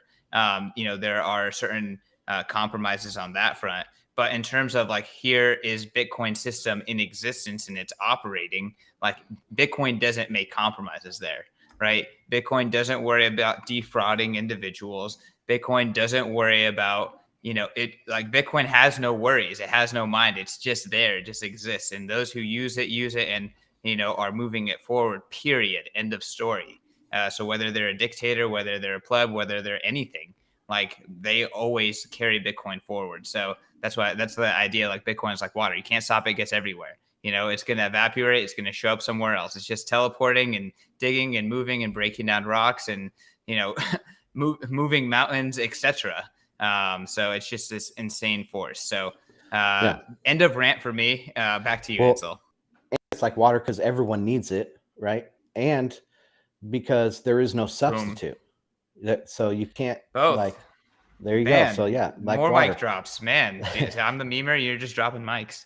But I liked what you said about the base layer there, and for my thoughts on what's going to drive this forward. I mean, yes, you're right that everybody's going to drive it forward, but the big money, I think, when they move, in mass, it's going to make a huge difference, and they are going to be using it for base layer things. So base layer, large settlement, and that will give time for Lightning, even though it's come, leaps and bounds in the last few years. And I've just seen a lot recently about how much capacity it's been adding recently. It still gives time for layer 2s to develop and mature if these big players are using layer 1. You know what I mean? So that's kind of what I see on that. But I have more on Zoltan. Should we go on to the next quote? Yeah, no, let's continue. Okay. I'll try not to repeat myself too much here, but okay. Finally, the US got very rich by doing QE, but the license for QE came from the low inflation regime enabled by cheap exports coming from Russia and China. And you know, I disagree with that right there off the bat. Naturally, the top of the global economic food chain, the US, doesn't want the lowflation regime to end. But if Chimerica and Eurussia are over as unions, the low inflation regime will have to end. Period. As we noted in our prior dispatch, the special relationship between China and Russia, or Chusha, I think I say that right, Chusha, is a powerful one. A marriage of commodities and industry, uniting the largest commodity producer and the factory of the world, potentially in control of Eurasia. So one thing that they forgot in there, or Zoltan forgot, is the customer. So you have the commodities, you have the factory, but who's going to buy all this stuff from you? Okay, the Europe and the US is what, like say roughly 50%, maybe 40% of the global economy, and they are the consumers. So who is China going to sell all this stuff to? I just think that this is a little bit naive on thinking that Russia and South Africa can buy all of these Chinese goods, because they can't. So I think right now you have a marriage of convenience between China and Russia, but it's not a match made in heaven, if you will. Okay, let's go on to the next one, unless you want to break in there, Christian. Okay, so go for it. Okay, today the assumption among investors is that globalization is too big to fail. But globalization is not a bank in need of a bailout. It's in need of a hegemon to maintain order. Bingo. Even Zoltan understands this, that the US has been the hegemon that has been maintained this peaceful credit expansion era, okay, with things like the UN and the WTO and, dare I say, the WHO and the IMF. But those things are all losing confidence. The international order, which I will call the old world order, is losing confidence and falling apart. That is, the US was hegemon, but we were hegemon with this order, right? And that order is falling apart, and the US is moving back. So the systemic event is someone challenging the hegemon. And today, Russia and China are challenging the US hegemon. For the current world order and its trade agreements trade arrangements and network of global supply chains to survive the challenge must be squashed quickly and decisively in the spirit of General Powell's doctrine. And he talked about that another place in the dispatch. So, but he says for the global supply chains to survive, I don't think they're going to survive. Like, why do they need to survive? He just is putting it out there like that the Chusha hegemon is going to result in the same sort of globalization that we have right now, which I disagree with. And I have one last quote. Should I just keep on rolling, or do you have something to add there, Christian? Keep on rolling. All right. So the last quote, and you'll probably, guys, have heard a lot of people talking about a sustained higher inflation environment for a long time. CPI environment. And it's not really inflation, it's CPI. But Zoltan kind of lays out right here a reason underneath why everyone thinks that. So let's read this real quick. But we can't win by slowing progress. We'll also have to progress by building. And that's where industrial policy comes in. As an investor, you care about the inflationary consequences of Russia and China challenging the US hegemon. Where inflation goes, policy rates go. Or if not, financial repression is an issue. Either way, you care, especially if you are a bond house or if you depend on fixed income. These are the scary times when the euthanasia of the rentier is at risk. To ensure that the West wins the economic war to overcome the risks posed by our commodities, your problem, and chips from our backyard, your problem, and our straits, your problem. These are all like little sayings that he covers in the dispatch. The West will have to pour trillions into 4 types of projects starting yesterday. 1, rearm. 2, reshore. 3, restock. And 4, rewire. And then he goes in a long explanation after this about how each of those things is going to be pushing up prices. My pushback on this is it's central planning. That there's no need to necessarily do this stuff. The market will move where the market's going to move. And also, second pushback against this is that in a deglobalized world, prices, inflation rates, etc., are not monolithic. So we have grown accustomed over the last several decades in a globalized world where if steel prices go up in Japan, they go up in the United States. Or if wheat prices go up in Russia, they go up in Africa or whatever. But that's not necessarily the case. That's not how it always has to be. And in a deglobalized world, you're going to have different pockets of price structure, of economic structure. So that's what I have to push back on that. That's it. That's my last slide here today, Christian. So what do you got, buddy?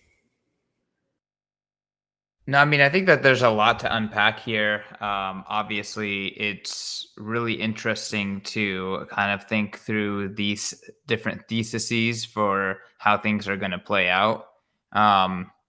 Obviously, your thesis for a long time has been that deglobalization is happening, more of an isolationist thought process. And obviously, if supply chains start localizing, then the price structure is going to be a lot more kind of affected by the geography and other factors that kind of play into the production of that in the local economy. I have a hard time seeing a world that's like, no one talks to each other. But I do kind of buy into the fact that like the pendulum is swinging towards localization, and there may be a localization extreme before we start swinging back towards more interconnectedness. But benefits of distributing things is robustness, right? So if there's chaos here or chaos there, it doesn't affect the areas around it because they're less intertwined. So, I mean, maybe that's just the ethos of what the rest of our lives are going to be. Who knows, how long this kind of trend is going to continue.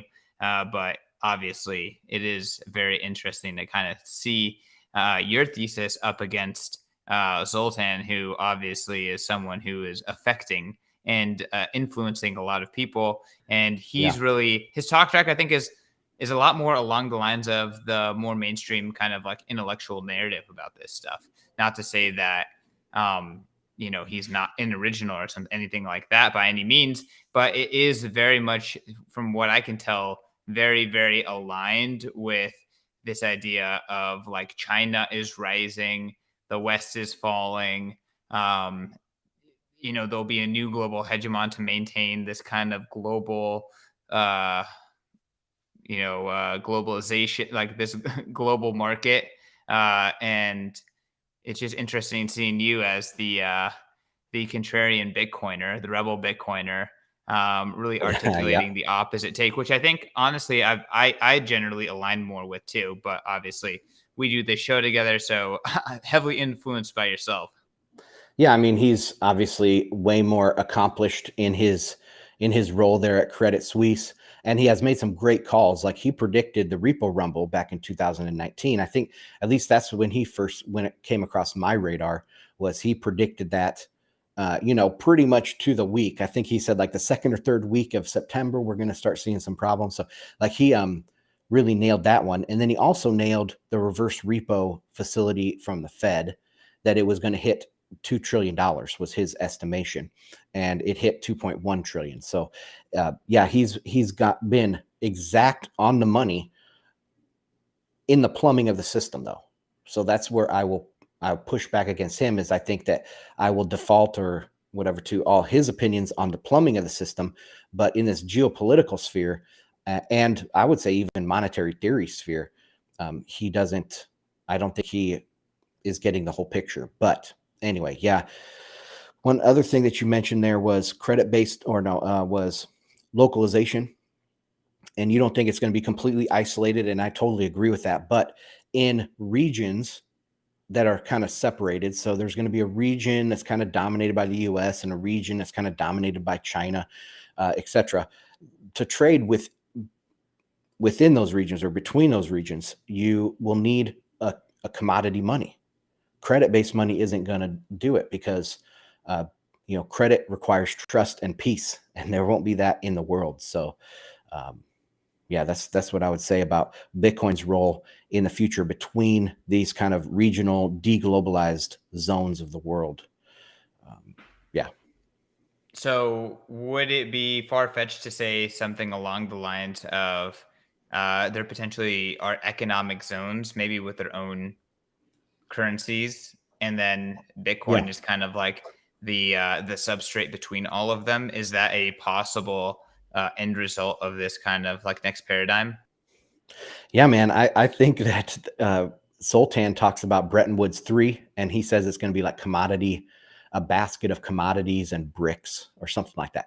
And I think that Bretton Woods 3 might be like Bretton Woods 1, except for with Bitcoin. So where Bretton Woods 1 was the dollar pegged to gold, and then all other currencies pegged to the dollar, I think it could be that the dollar pegs to Bitcoin. And that sounds outlandish to say right now. I know it sounds outlandish. I mean, it sounds outlandish for me to say it, but like that is kind of where all these roads are leading, is that the dollar becomes backed in some way, shape, or form by Bitcoin.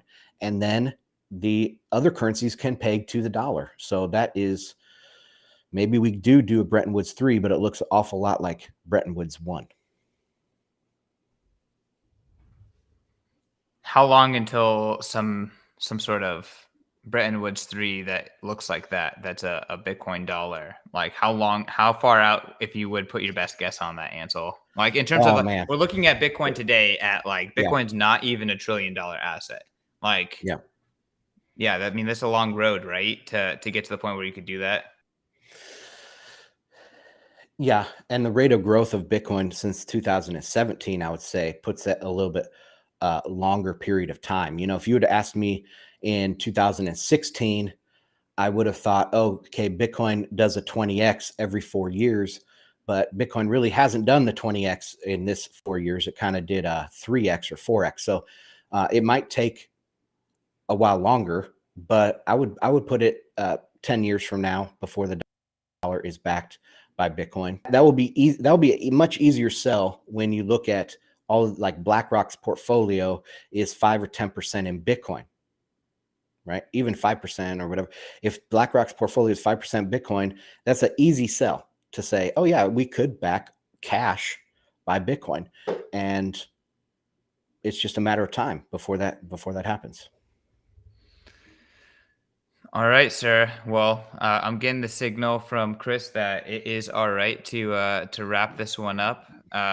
Y'all, make sure to go to Bitcoin Day Nashville if you are in the Southeast region. Even if you're not, it's going to be the most high signal event of, like, I don't know, like, I guess probably the year, in terms of like, you get to just hang out with us in terms of the speakers. Like, you're not going to, maybe not signal, maybe the most, I guess, most up close and personal, right? Like it's almost like Cozy. a meetup.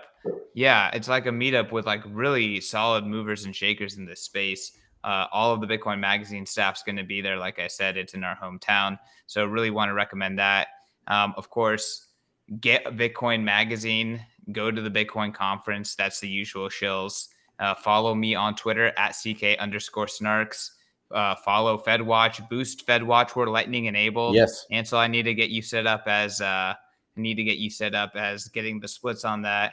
But yeah, and hey, if you're watching on YouTube, if you're watching on Rumble, if you're watching on Twitch or LinkedIn, pound that like button. We bring this show consistently every single week. And our track record is pretty good on making these calls. We're early on the strong dollar. We are early on the anti-inflation narrative. We were early on the China is going down narrative. We were early on the Europe is going down narrative. We're early on a lot of things. I mean, I got to credit Ansel for most of that, but this is where the signal happens. Ansel. Yeah. Bitcoinandmarkets.com. That's my website. I do a newsletter there. I'm switching it to Mondays instead of Fridays. So after 200 issues, I'm going to Mondays, which is a big change for me. But I do have also a Telegram channel, so you can check that out, as well as Twitter at Ansel Lindner. And Bitcoin Day Nashville. They also have other ones that are in other towns. So make it to Nashville, because it's going to be a very high speaker to audience ratio. But if you can't make it to that one, check for other Bitcoin Day opportunities in your local area, because I'm sure they'll have something there. So, all right, guys, that's it. Peace.